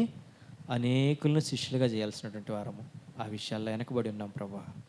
రెండవదిగా శిష్యుల్ని అనేకులను కూర్చోబెట్టుకొని మన సమక్షంలో మనం ఏం చేయాలి? సువార్త ప్రకటించవలసినటువంటి భారము, బాధ్యత నా మీద ఉంది. అలాంటి భారాన్ని, బాధ్యతని నేను అనేక మార్లు నిర్లక్ష్యం చేస్తూ వచ్చా. నువ్వు నీ కుటుంబంలో, నీ సంఘంలో, నీ సహవాసంలో, నీ ఊరిలో, నీ గ్రామంలో నువ్వు మొట్టమొదటిగా దేవుని చేత ఏర్పరచబడి దేవుని ప్రజగా రక్షించబడుతూ వచ్చావు. దేవుడు నిన్ను ప్రథమ ఫలంగా దేవుడు నిన్ను ఏర్పరచుకుంటూ వచ్చాడు. ఇంత గొప్ప ధన్యత నీకు ఇస్తే నువ్వు అనేకులను శిష్యులుగా చేయాల్సిన వాడివి. ఎంత మందకొడిగా ముందుకు కొనసాగుతున్నాం ప్రభువా. ఈ విషయంలో నన్ను మన్నించు ప్రభువా. మూడవదిగా మనం చూసుకుంటూ వచ్చాం. ఎలాంటి వాళ్ళంట? 2 రకాలైనటువంటి శిష్యులు. ఒక శిష్యులు ఏమని అడుగుతున్నారు? ప్రభువా నువ్వు సెలవివ్వు మేము వెళ్తాం, నువ్వు మాట మాత్రం సెలవిస్తే మేము చేసేస్తాం. అట్లా కాదంట. ఇంకొకళ్ళు ఎలా అడుగుతున్నారు? ఇంకో శిష్యుడు ఎలా ఉన్నాడు? ప్రభువా మేము చేయాలంటే నువ్వు మాతో కూడా రావాలి ప్రభువా. మేము మాట్లాడితే, మేము పరిచర్య చేస్తే, మేము ఇంకొకరికి వాక్యం చెప్తే కార్యము జరగదు. నువ్వు మాతో ఉంటే పరిశుద్ధాత్మ దేవుని యొక్క కార్యం జరిగిస్తే కార్యం జరుగుతుంది. నువ్వు మాతో ఉండాలి ప్రభువా. ఎంత లోతైనటువంటి అనుభవం కలిగినటువంటి శిష్యుడు. ఎంతమంది అంట అలాంటి శిష్యులు? ఎంతమంది అక్క? ఎంతమంది ఉన్నారంట? చదవండి 3వ వచనము. అక్కడే ఎంతమంది? ఎంతోమంది శిష్యులు అయ్యారు. శిష్యులు ఎక్కువైపోయారు. స్థలం చాలట్లేదు, ఇంకో మందిరం కట్టుకోవాలనుకుంటున్నారు, ఉండడానికి ఒక నివాసం కట్టుకోవాలనుకుంటున్నారు. ఇంతమందిలో నుంచి ఎంతమంది ఉన్నారు? అక్కడున్నాడు. ఆ ఒక్కడివి నువ్వేనా? ఆ ఒక్కడిని నేనేనా ప్రభువా? ఆ ఒక్కడిగా నేను లేను ప్రభువా. నేను కూడా అందరితో పాటు ఉంటున్నాను ప్రభు. నీ కొరకు తీవ్రమైనటువంటి ఆసక్తి కలిగినటువంటి వాడిగా నా జీవితంలో నేను ముందుకు కొనసాగలేదు ప్రభువా. నా జీవితంలో నేను అనేక మార్లు వెనకబడుతూ వచ్చాను తండ్రి. నువ్వు నాతో కూడా ఉండాలన్న విషయాన్ని మర్చిపోయి నువ్వు నాకు అది చేయి ఇది చేయి అని అడుగుతున్నాను తప్ప నువ్వు లేకుండా నేను ఏది చేయలేను. నాకు వేరుగా ఉండి మీరేమీ చేయలేరన్న విషయాన్ని నేను మర్చిపోతున్నాను తండ్రి. నా జీవితంలో అనేక మార్లు ఇలాంటి పతనావస్థలో నేను ముందుకు కొనసాగుతున్నాను ప్రభువా. దయతో నన్ను మన్నించు, నన్ను క్షమించు ప్రభువా. ఇలాగను మనం ఆయన యొద్ద వేడినప్పుడు ఆయన దేవుడు నిన్ను ఇక్కడ ప్రథమ ఫలంగా ఈ సంఘాన్ని, ఈ సహవాసాన్ని యెహోవా ఈరే ఆయన చూసుకుంటూ ఆయన చూసుకునేటువంటి సంఘంలో, ఆయన ఆవరణంలో నిన్ను నాటాడు. ఇంత ఉన్నతమైనటువంటి శ్రేష్టమైనటువంటి ఇవి నీకు అనుగ్రహిస్తే నువ్వు చేయాల్సిన పని ఏంటంటే అనేకుల్ని సాక్షులుగా చేయాల్సినటువంటి వాడిగా, శిష్యులుగా చేయాల్సినటువంటి బాధ్యత. ఎక్కడి నుంచో, ఏ ఊరు నుంచో, ఈ ఊరు కాకుండా ఏ ఊరు నుంచో వస్తారంటే ఇక్కడ కొంతమంది. నాకు ఆ మాట వింటే చాలా బాధేసింది, చాలా ఆశ్చర్యం వేసింది. ఆ ఊళ్ళో సంఘం లేదా? ఆ ఊళ్ళో సహవాసం లేదా? ఆ ఊళ్ళో మందిరాలు లేవా? ఆ ఊళ్ళో ఏం దైవజనులు లేరా? ఆ ఊళ్ళో వాక్యం లేదా? దేవుని కొరకు, దేవుని పని కొరకు, ప్రత్యేకమైనటువంటి క్రమం కొరకు, దేవుని యొక్క వ్యక్తిగతమైన ఆరాధన కొరకు, ఈ సంఘము, సహవాసము, ఈ పరలోక ప్రత్యక్షత కొరకు వాళ్ళు పని కట్టుకొని అంత దూరం నుంచి ఇక్కడికి వస్తున్నారు. అంటే పని కట్టుకొని నువ్వు ఒక ప్రత్యేకమైనటువంటి విధానంలో ఒక ప్రత్యేకమైనటువంటి సంఘమని నువ్వు గుర్తెరిగావు. అనేకులు గుర్తెరగడానికి నువ్వు ఎప్పుడు ప్రయత్నిస్తావు? నువ్వు ఎరిగిన దాన్ని బట్టి దేవునికి స్తోత్రం. ఇంత గొప్ప ప్రత్యక్షతలోనికి పని కట్టుకొని ఎంత శ్రమైనా దూరమైనా వస్తున్నావే. నాకు కూడా అనిపిస్తుంది, ఏమన్నా తెలుసా, జాకబ్ అన్న వాళ్ళు అక్కడి నుంచి ఇక్కడ దాకా వస్తున్నారు. పని కట్టుకొని ఎన్ని గంటల దూరం, ఎన్ని గంటల ప్రయాణం? నర్సీపట్నం ఎన్ని గంటల ప్రయాణం? గంటన్నరంట. గంటన్నరకు ఆగమేఘాల్లో రావాలి. 2 గంటల ప్రయాణం గట్టిగా ఉంది. నాలాంటి వాడు బండి నడిపితే 3 గంటలు కూడా అవుతుంది. అంత దూర ప్రయాణం, ఎంత పనిగట్టు. ఈ శ్రద్ధ, సంఘము, సహవాసం ఉంది, పరిశుద్ధులు ఉన్నారు, కలవాలని పరిగెత్తుకు, ప్రభువా ఎక్కడెక్కడ వాళ్ళందరూ ఇంత దూరం వస్తున్నారే, ఇంత శ్రమ కలిగిన వారు ఓర్చుకు, ఇన్ని శ్రమ ప్రయాసము కేవలం నీ మట్టుకేనా? నీ ప్రయాసం నేను ఎరుగుదును. అయితే ఏం లేదంట, ఆది ప్రేమ నీలో లేకుండా పోయింది. ఏంటి ఆది ప్రేమ అంటే, ఆరంభ దినాల్లో అనేకులు రక్షణ పొందాలి, నా సంఘం అభివృద్ధి చెందాలని ఆశ ఉంది. ప్రభువా నేను నా జీవితంలో అది సన్నగిలిపోయింది, నన్ను మన్నించు. అట్టి ఆశను రేకెట్టించు. అట్టి అగ్నిని, అట్టి నిప్పును నా హృదయంలో మండించు ప్రభువా. బలిపీఠం మీద అగ్ని ఎట్లుండాలంట? నిత్యం మండుచుండాలి. ఊరికే మండుచుండాలి కాదు, అది ఎట్లా మండాలి? అనుదినము మండాలి, నిత్యం మండాలి. ప్రభువా నిత్యము మండించవలసినటువంటి అగ్ని మండించడానికి నన్ను ప్రధాన యాజకునిగా చేసుకుంటూ వచ్చావు. నీ పని రాజు లేనటువంటి యాజక గుంపుగా, యాజక సొత్తుగా నువ్వు నన్ను చేసుకున్నావు. నేనేం చేస్తున్నానంటే, ఏం చేస్తున్నాను? ఆ పనిని నిర్లక్ష్యం చేస్తున్నాను. ప్రభువా నన్ను మన్నించు, నన్ను క్షమించు. వాక్య భాగంలో ముందుకు వెళ్ళడానికి ప్రయత్నిద్దాం. 2వ రాజుల గ్రంథము 4వ వచనము. 2వ రాజుల గ్రంథము 6వ అధ్యాయము 4వ వచనము. 4వ వచనము. వారితో కూడా అంట. ఆ మాట ఎంత బాగుందో. ఇంతమందిని శిష్యులుగా చేసిన తర్వాత, ఇన్ని ఆత్మలు సంపాదించిన తర్వాత, వారితో కూడా వెళ్ళడానికి ఆయన ఇష్టపడతాడా? ఒక గురువుగారు వెళ్తాడండి? గురువుగారు పైన ఉంటారు, శిష్యులు కింద ఉంటారు. గురువుగారి మాట వేరు, శిష్యుల మాట వేరు. గురువుగారి మాట తీరు, గురువుగారి ప్రయాణము, గురువుగారి నడవడి, గురువుగారి నడక, రెండు శిష్యుల నడకకు వేరుగా ఉంటాయి. అయితే ఈయన తగ్గించుకొని శిష్యులు పిలవగానే ఎంతమంది పిలిచారు? అక్కడ పిలిస్తే ఏం చేశాడంట? వారితో కూడా వెళ్ళాడంట. ఒక్కడి కోసం, ఒక్కడ పిలిస్తే వెళ్ళిపోయాడంట. లూకాసు ఎలా ఉందంటే, యేసుక్రీస్తు ప్రభువారిని పోలినటువంటి వాడిగా ఉంటూ వచ్చాడు ఎలీషా. మనం ఎలీషా గురించి పెద్దగా పట్టించుకోం, కానీ ఎలీషా 2వ రాజుల గ్రంథం 5వ అధ్యాయంలో స్వస్థపరుస్తూ వచ్చాడు. స్వస్థపరుచువాడు యెహోవాయే. 6వ అధ్యాయంలో అద్భుతాలు చేస్తూ వచ్చాడు. అద్భుతాలు చేయవాడు యెహోవాయే. 7వ అధ్యాయంలో మనం చూస్తూ వచ్చాం, ఏమని? శుభవర్తమానం లేక ఆశీర్వాదాన్ని అనుగ్రహిస్తూ వచ్చాడు. ఆశీర్వాదాలు ఇచ్చేవాడు, శుభవర్తమానాన్ని ఇచ్చేవాడు దేవుడే. ఆయన ఆశీర్వదిస్తే అది అన్నిటన్నిటికీ ఆశీర్వాదముగా నుండును. ప్రియమైనటువంటి సహోదరి సహోదరుడు, ఈ ఎలీషా ఎలా ఉన్నాడంటే, మన పరమ తండ్రి అయినటువంటి దేవాది దేవునికి యేసుక్రీస్తు ప్రభువారికి పోలికగా ఉంటూ వచ్చాడు. యేసుక్రీస్తు ప్రభువారు కూడా అదే చేస్తూ వచ్చాడు. ఏమని? లూకాసు వార్త 22వ అధ్యాయము, లూకాసు వార్త 22వ అధ్యాయము, లూకాసు వార్త 22వ అధ్యాయము 15వ వచనము. లూకాసు వార్త 24వ అధ్యాయం అక్క. లూకాసు వార్త 24వ అధ్యాయము 15వ వచనము. లూకాసు వార్త 24వ అధ్యాయము 15వ వచనము.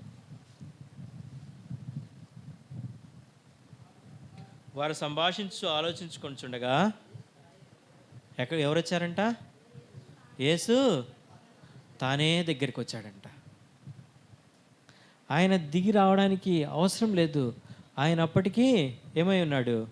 పునరుద్ధానుడైనటువంటి వాడుగా ఉంటున్నాడు. ఆయన మరణించి సమాధి చేయబడి తిరిగి లేచాడు. వాళ్ళు సంభాషించుకుంటుంటే, ఇద్దరు అమ్మాయి మార్గాన్ని పోతూ వాళ్ళు సంభాషించుకుంటున్నారు. ఈ దినాల్లో జరిగింది నువ్వు విన్నావంటయ్యా. ఈయనే మొట్టమొదటి వాళ్ళని బలకరిస్తూ వచ్చాడు. ఈయనే వాళ్ళ హృదయాల్లో మంటను రేపుతూ వచ్చాడు. ఆయన మనతో మాట్లాడుచున్నప్పుడు మన హృదయంలో మండలేదా? వాళ్ళు ఒకరినొకరు ప్రశ్నించుకుంటూ వచ్చారు. ఈ మంట, ఈ యొక్క ఆత్మీయమైనటువంటి దాహం, అనేకులను రక్షించాలనేటువంటి ఆలోచన నీ జీవితంలో, నా జీవితంలో ఏమైపోయింది? ఏదోలే, మనం ఇక్కడ ఉన్నాం, మన ఊర్లో మనం మారు మనసు పొందాం, మన రక్షణ పొందినాం, మనం ఇట్లుంటే చాలులే అనుకుంటున్నాం. కానీ నీకు తెలియని విషయం ఏంటంటే, మనం ఇట్లుంటే చాలులే అనే మాట ఎంత వాస్తవమో, నువ్వు ఇట్లుంటున్నానని నువ్వు అనుకుంటున్నావు, నీకు తెలియకుండానే నీ ఇంటిలో నుంచి సగం ఆస్తి కొల్లగొట్టుకుపోబడుతుంది. ఈ విషయం మీరు గమనించట్లేదేమో. బయట నుంచి సంవత్సరం తర్వాత వచ్చి చూసి నాకు అర్థమవుతుంది ఈ విషయం. సగం ఆస్తి కొల్లగొట్టుకుపోయింది. మీ దగ్గర ఇప్పుడు సగం నేను చూసిన నాటికి ఉన్నటువంటి 50 మంది 40 మంది ఈ దినాన 20 మంది 30 మందిగా మిగిలి ఉన్నారు. మీకు ఈ విషయం అర్థమవుతుందా? ఆల్రెడీ మనం దొంగిలించబడి ఉన్నాం. వాళ్ళు వెళ్ళిపోయిన వాళ్ళ కారణాల గురించి నేను అడగడం లేదు. నూతనమైనటువంటి వారు రావడానికి నువ్వు కారణంగా ఉన్నావా? ప్రభువా, నన్ను క్షమించు తండ్రి. నా ఆత్మీయ స్థితి, నా సంఘ స్థితి, నా పరిస్థితి ఏంటో, నా వ్యక్తిగతమైన స్థితి ఏంటో నేను గమనించుకోలేకుండా, చూసుకోకుండా ఉన్నాను ప్రభువా. నా స్థితి ఇట్లుంది.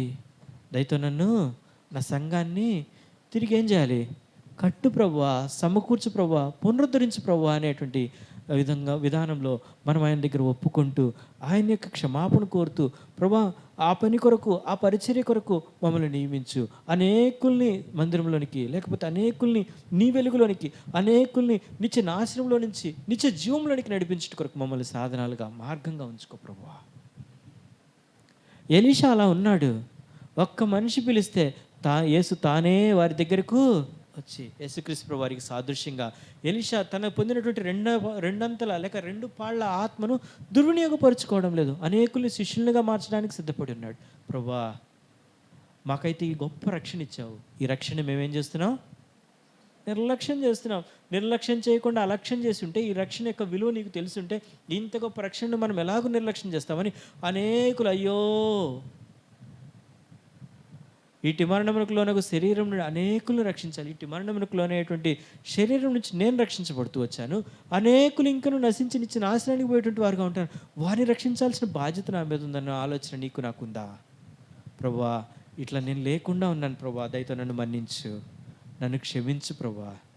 ఆ వచనంలో, ఒక్కొక్క వచనంలో నుంచి మనం నేర్చుకుంటూ వస్తే అనేకమైనటువంటి పాఠాలు, అనేకమైనటువంటి విషయాలు. మనం ఎంత పతనావస్థలో ఉంటున్నామో, మనం ఎలాగోనే దిగజారిపోతూ వచ్చామో, మనం ఎలాగోనే దేవునికి దూరస్థలం అవుతూ వచ్చామో, దేవుని యొక్క ప్రేమను, దేవుని యొక్క రక్షణను, దేవుడిచ్చినటువంటి ఆధిక్యతను, దేవుడిచ్చినటువంటి ధన్యతను ప్రథమ ఫలంగా ఈ ఊర్లో మేమేనండి సంఘం కట్టింది, ఈ స్థలం మాదేనండి, ఈ మందిరం మాదేనండి, మొదటి పునాది వేసినప్పుడు మేమున్నామని. మొదటి పునాది వేసిన నాడు నీవు ఉన్నావు. ఈ రోజుకు నువ్వు ఈ పునాదిని నిలబెట్టడానికి, ఈ పునాది పైన స్లాబ్ రావడానికి ఎంతమందిని దేవుని సన్నిధికి, దేవుని మార్గానికి నడిపించేటువంటి పనిలో తీవ్రత కలిగినటువంటి వారంగా ఉంటున్నాం. అనేకమైనటువంటి విషయాల్లో, ప్రార్థన విషయాల్లో, దేవుని సన్నిధి విషయంలో, సహవాసం విషయంలో, సంఘం విషయంలో ప్రభా నేను మందగిలిపోయి ఉన్నాను. ప్రభా, నేను సన్నగిలి ఉన్నాను. నన్ను మన్నించు, నన్ను క్షమించు తండ్రి. ఎందరో నశించిపోయి నిత్య నాశనానికి వెళుతున్నారు నా కళ్ళెదురుగా. అటు వారిని కొందరిని అగ్నిలో నుంచి ఏం చేయాలంట? నేను లాగాలంట. అగ్నిలో నుంచి లాగాలంటే మన చెయ్యి అగ్నిలో కాలకుండా ఉండాలంటే వాళ్ళని లాగడానికి మనం మండుతూ ఉన్నప్పుడు మంట ఏమీ చేయలేదు. నేను మండేటువంటి స్వభావం నీకు నాకు, నీలో నాలో ఆత్మల రక్షణ కొరకైనటువంటి తీవ్రత, ఆత్మల రక్షణ కొరకైనటువంటి ఆశ, ఇటు దప్పిక నేను కలిగి ఉంటే అనేకులను రక్షించడానికి ఇష్టపడతాం. ఎట్లుంటామంటే, లేకుంటే గూట్లో నిద్ర. ఒక సామెత ఉంది, బాగోదులే సామెతలు, ఇది అర్ధరాత్రి పూట చెప్తే కాబట్టి అలా ఉంటుంది మన పరిస్థితి. ఇంకెంతకన్నా కొంచెం గట్టిగా చెప్తే కూడా మళ్ళీ మంచి పద్ధతి కాదు. కాబట్టి ఇలాంటి పరిస్థితిలో ఉంటూ వచ్చాం. ప్రభువా, నేను ఒప్పుకుంటున్నాను తండ్రి, నీ పాదాలు పట్టుకొంచున్నాను, దయతో క్షమించు. అనేకుల కొరకు ప్రయాసపడేటువంటి, పాటుపడేటువంటి నీ శిష్యురాలిగా నువ్వు నన్ను మొదటిగా, ప్రథమంగా ఈ సంఘంలో, సహవాసంలో, ప్రభువా నా కుటుంబంలో నన్ను రక్షిస్తూ వచ్చావు తండ్రి. నా గ్రామంలో, ఎక్కడో దూర ప్రాంతంలో గ్రామంలో నుంచి నేను ఇక్కడికి వస్తున్నాను. నీ సంగతి ఏంటో, నీ సహవాసం ఏంటో, నీ రక్షణ ఏంటో నేను గుర్తెరిగాను. నేను గుర్తెరిగినటువంటి నేనే చల్లారిపోకుండా ప్రభువా అనేకులు వెలిగించుట కొరకు నన్ను మండించు ప్రభువా, నన్ను సిద్ధపరచు. అలాగూ లేని దయతో నన్ను క్షమించయ్యా అని చెప్పి ఆయన పాదాలు పట్టుకొని ఆయన యొక్క క్షమాపణ కోరుదాం. 4వ వచనం చూద్దాం. 2 రాజుల గ్రంథము 6వ అధ్యాయము 4వ వచనము.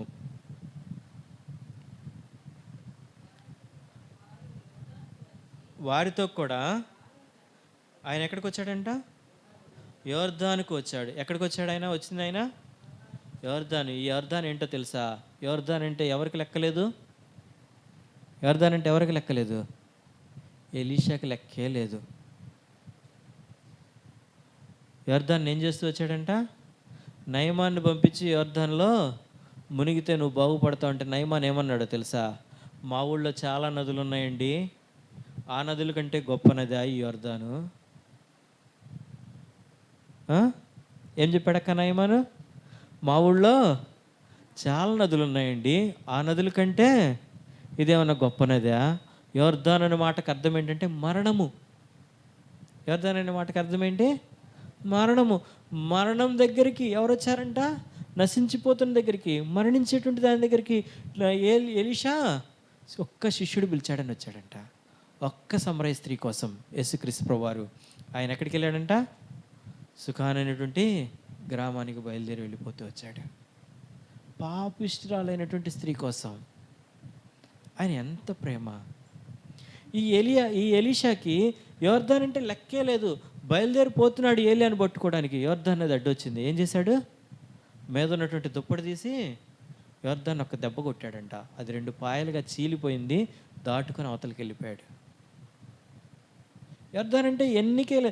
యోర్దాన్ దగ్గర కట్టెలు కొట్టడానికి నేను వచ్చేది ఏందయ్యా అని చెప్పలే. ఎక్కడికి వచ్చాడు? నశించిపోయింది మరణం దగ్గరికి నేను వచ్చేది ఏందనలేదు. ఆయన వారితో కూడా నడిచిన యేసుక్రీస్తు ప్రభువారి లాగా మాదిరిగా. మనం ఏమంటాం తెలుసా? ఎవరికైనా సువార్త ఆమెకు చెప్తే ఉన్నదిలేండి, ఆయనకి చెప్పి చెప్పి అలిసిపోయారండి, వాళ్ళకి చెప్పే ఏడికి చెప్పేది ఉందయ్యా భలే మాట్లాడతాం మనం చాలాసార్లు. వీళ్ళకి సువార్త చెప్పడం అనవసరం అండి కదమ్మా, అవునా కదమ్మా? చెప్తామా లేదా? ఈ ఊళ్ళో చెప్పి చెప్పి చాలా రోజుల నుంచి అలసిపోయామండి, వీళ్ళకి చెప్పినా మారరండి. భలే మనం కొన్ని లేయర్స్, కొన్ని పదాలు గట్టిగా మన హృదయానికి ఒక కవచం ధరింపజేసుకుని రెడీగా ఉంటాం. ఎవరు ఎంత చెప్పినా, ఎన్ని వాక్యాలు చెప్పినా, దేవుడు నీతో నాతో ఎంత సూటిగా మాట్లాడుతూ వచ్చినా మనం ఏం చెప్తాం తెలుసా? జోసెఫ్ మారడండి, జోసెఫ్కి ఇంకా వాక్యం చెప్పడం అనవసరం అండి. ముందుగానే జోసెఫ్కి మనం వాక్యం చెప్పకముందే మనమే చెప్తాం. విన్సెంట్ పాల్కి ఎన్నిసార్లు చెప్పినా ఏమాత్రం కూడా మందిరానికి రావాలన్న ఆలోచన లేదు కాబట్టి వాళ్ళ నాన్న పోతాడు, వాళ్ళ అమ్మ పోతాడు, వాళ్ళ భార్య పోయింది, వాళ్ళ పిల్లలు పోతారు. విన్సెంట్ పాల్ మాత్రం మందిరానికి రాడు. ఆయనకి చెప్పి కూడా వేస్ట్ అండి అని ముందే మనమే చెప్తాం. వేస్ట్, మరణం. నాకు యోర్దాన్ అనేది ఎన్నిక లేనటువంటిది. అయినా ఎలీషా ఏం చేస్తున్నాడంట? యోర్దాన్ దగ్గరికి, యోర్దాన్ ఆయన పాయలుగా చేసినటువంటి వాడు యోర్దాన్కు ఆజ్ఞాపిస్తే స్వస్థత. ఎన్నిక లేనటువంటి యోర్దాను, ఒక అన్యుడికి కూడా ఎన్నిక లేదు. నయమాను ఒక అన్యుడు, సిరియా దేశపు సైన్యాధిపతి అన్యుడైనటువంటి వాడు, ఎన్నిక లేనటువంటి వాడు ఈ యోర్దాన్లో మునిగి నేను బాగుపడాలా? ఇలాంటి యోర్దాన్ దగ్గరికి వెళ్ళడానికి నువ్వు నేను అన్యులము, నీవు నేను ఏమాత్రం కూడా యోగ్యత లేనటువంటి అనర్హులమైనటువంటి దేవుడు నిన్ను నన్ను ప్రేమించి నీ యొద్దకు నా యొద్దకు ఆయన దిగి వచ్చాడు. ఫిలిప్పీలకు రాసిన పత్రిక 2వ అధ్యాయము 6వ వచనంలో మనం చూస్తాం. ఏమని? తండ్రి తాను విడిచిపెట్టకూడని భాగ్యముని ఎంచుకొనలేదు కానీ, చదవండి అక్క. ఫిలిప్పీలకు రాసిన పత్రిక 2వ అధ్యాయము 6వ వచనము. 2వ అధ్యాయము. ఆయన దేవుని స్వరూపం కలిగిన వాడై ఉండి దేవునితో పాటు సమానంగా ఉండేటువంటి భాగ్యాన్ని విడిచిపెట్టుకోవడం భాగ్యమని ఎంచుకోలేదు కానీ మనుషుల పోలికగా పుట్టాడు. దాసుని స్వరూపాన్ని ధరించుకున్నాడు. తను తాను ఏం చేసుకున్నాడంట? రిక్తుడి కంటే ఇంకేమి లేనివాడుగా చేసుకుంటూ వచ్చాడు. ఆయన దగ్గర ఇంకేం లేదు. ఆయన సమస్తాన్ని నీకు నాకు అప్పగించడం కొరకు, నీ కొరకు నా కొరకు ఆయన అర్పించబడడం కొరకు ఆయన ఇష్టపడి వచ్చాడు. మనం వాళ్ళ దగ్గరికి వెళ్ళేది ఏందండి? వీళ్ళకి సువార్త చెప్పేది ఏందండి? వాళ్ళకి ఎందుకులేండి, వీళ్ళకి ఎందుకులేండి, వాడు తాగుబోతాడులేండి, వాడు ఎనడులేండి, వాడు తిడతాడులేండి కదక్క. ఏమంటే చెప్తామో లేదో మనం అలాంటి సాకులు పలుమార్లు చెప్తాం. చెప్పినా చెప్పకపోయినా అలాంటి స్వభావం మన ఒక్కొక్క వ్యక్తి మీద, మన ఊళ్ళో వాళ్ళే కాబట్టి మనకందరూ పరిచయం కాబట్టి వాళ్ళ మీద అభిప్రాయం పెట్టుకొని వాళ్ళ దగ్గరికి దిగి వెళ్ళడానికి ఇష్టపడం. ప్రభా, అనేక మార్లు నేను దిగి వెళ్ళడానికి ఇష్టపడలేదు ప్రభా. నువ్వైతే ఎట్లున్నావంట? మరణం దగ్గరికి, యోర్దాన్ దగ్గరికి దిగి రావడానికి చచ్చినటువంటి స్థితిలో. అయ్యో, ఎఫెసీయులకు రాసిన పత్రిక 2వ అధ్యాయం 1వ వచనం ప్రకారం ఎలాంటి వాళ్ళమంట మనము? పాపముల చేతను చచ్చినటువంటి నా దగ్గరకు వచ్చావు ప్రభువా, నీ కృప చేత నన్ను రక్షించడానికి ఇష్టపడుతూ వచ్చావు. ఎంత గొప్ప ధన్యత నాకు అనుగ్రహిస్తూ వచ్చావు. ఇటు గొప్ప ధన్యత నాకు ఇచ్చి నువ్వు నన్ను అనేకులు శిష్యునిగా చేయమంటే నేనేం చేస్తున్నానంటే ఖాళీగా ఉంటున్నాను. నేను నాకంటూ నువ్వు ఇచ్చినటువంటి వస్తువులు, నువ్వు ఇచ్చినటువంటి ఇల్లు, నువ్వు ఇచ్చినటువంటి గూడు, నువ్వు ఇచ్చినటువంటి బట్టలు, నువ్వు ఇచ్చినటువంటి వస్తువులు నేను ఏర్పరచుకొని వాళ్ళలో సేఫ్గా కంఫర్ట్గా ఉంటున్నాను తప్ప నిన్ను దిగి వెళ్ళి వేరొకరికి సువార్త చెప్పడానికి ఏం చేయట్లేదు, ఇష్టపడట్లేదు. నాకు వాళ్ళ ఇంటి పక్కనున్న బామ్మని చూస్తే, ఈ పాప వాళ్ళ ఇంటి పక్కనున్న బామ్మని చూస్తే నాకు చాలా ఆశ్చర్యం వేసింది. ఉదయం నుంచి నాకు ఆరోగ్యం కొంచెం బాగలేక నేను కొంచెం వాటర్ ఎక్కువ తాగడం వల్ల పలుమార్లు బాత్రూమ్కి వెళ్ళి రావాల్సి వచ్చింది. అయితే నేను వెళుతున్న ప్రతిసారి అక్కడ ఒక 5 నిమిషాలు ఆగిపోతున్నా. ఆ బామ్మ వచ్చేవాళ్ళని పోయేవాళ్ళని ఎవ్వరిని వదలట్లా, అందరినీ కూర్చోబెట్టుకుంటుంది, అందరికీ ముచ్చట్లు. ఆ బామ్మకు ఒక 4 బామ్మలు తోడున్నారు. అందరూ జాగ్రత్తగా, ఆ బామ్మ దిట్టంగా ఇక్కడ వరకు జుట్టుంటే ఇక్కడ వరకు రంగేసి ఇక్కడ దాకా బాగా తీరిగ్గా కూర్చొని అది ఆరబెట్టుకుంటూ వైనంగా ముచ్చట్లు చెప్తుంది.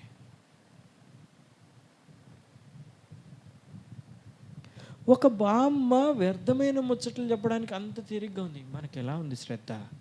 నేను ఎంత పరిగెడుతున్నాను. నేను ప్రభు పని కొరకు, ప్రభు యొక్క వాక్యం అనేకులకు తెలియజేసే విషయంలో ఎలీషా ఎలా ఉన్నాడంటే ఒక్కడు పిలిస్తే ఒక్కడి కోసం వెళ్ళాడు. యేసుక్రీస్తు ప్రభు వారు ఎలా ఉన్నారంటే ఆయన తానే దిగి వారి దగ్గరికి పరిగెత్తుకుంటూ వచ్చాడంట. దేవుని ప్రేమ ఎంత గొప్పది. ప్రభువా, నువ్వు ఇంతగా ప్రేమిస్తూ వచ్చావు, కానీ నేనైతే ఆ పనిని, నువ్వు ఇచ్చినటువంటి రక్షణని నేనేం చేస్తూ వచ్చాను, నిర్లక్ష్యం చేస్తూ వచ్చాను. ముందుకు వెళ్ళడానికి ప్రయత్నిద్దాం. రాజుల గ్రంథము 2వ రాజుల గ్రంథము 6వ అధ్యాయము 5వ వచనము. 2వ రాజుల గ్రంథము 5వ అధ్యాయము 6వ అధ్యాయం 5వ వచనము. ఒకడు దూలమును నరుకుచూ ఉండగా గొడ్డలి నీటిలో పడిపోగా, అయ్యో నా ఏలినవాడా. ఏంటంట అది? ఎరవంటే అప్పు తెచ్చుకున్నాడంట. అది అప్పు తీసుకొచ్చుకున్నాను ప్రభువా, నిజానికి రక్షణ నాది కాదు ప్రభువా, రక్షణ నీది, నువ్వు నాకు ఇచ్చావు. ఈ రక్షణ నేనేం చేస్తున్నాను? పడిపోతుందంట. ఆ గొడ్డలు ఎక్కడ ఏమైందంట? నీటిలో పడిపోయిందంట. మన రక్షణ ఎక్కడ పడిపోయింది?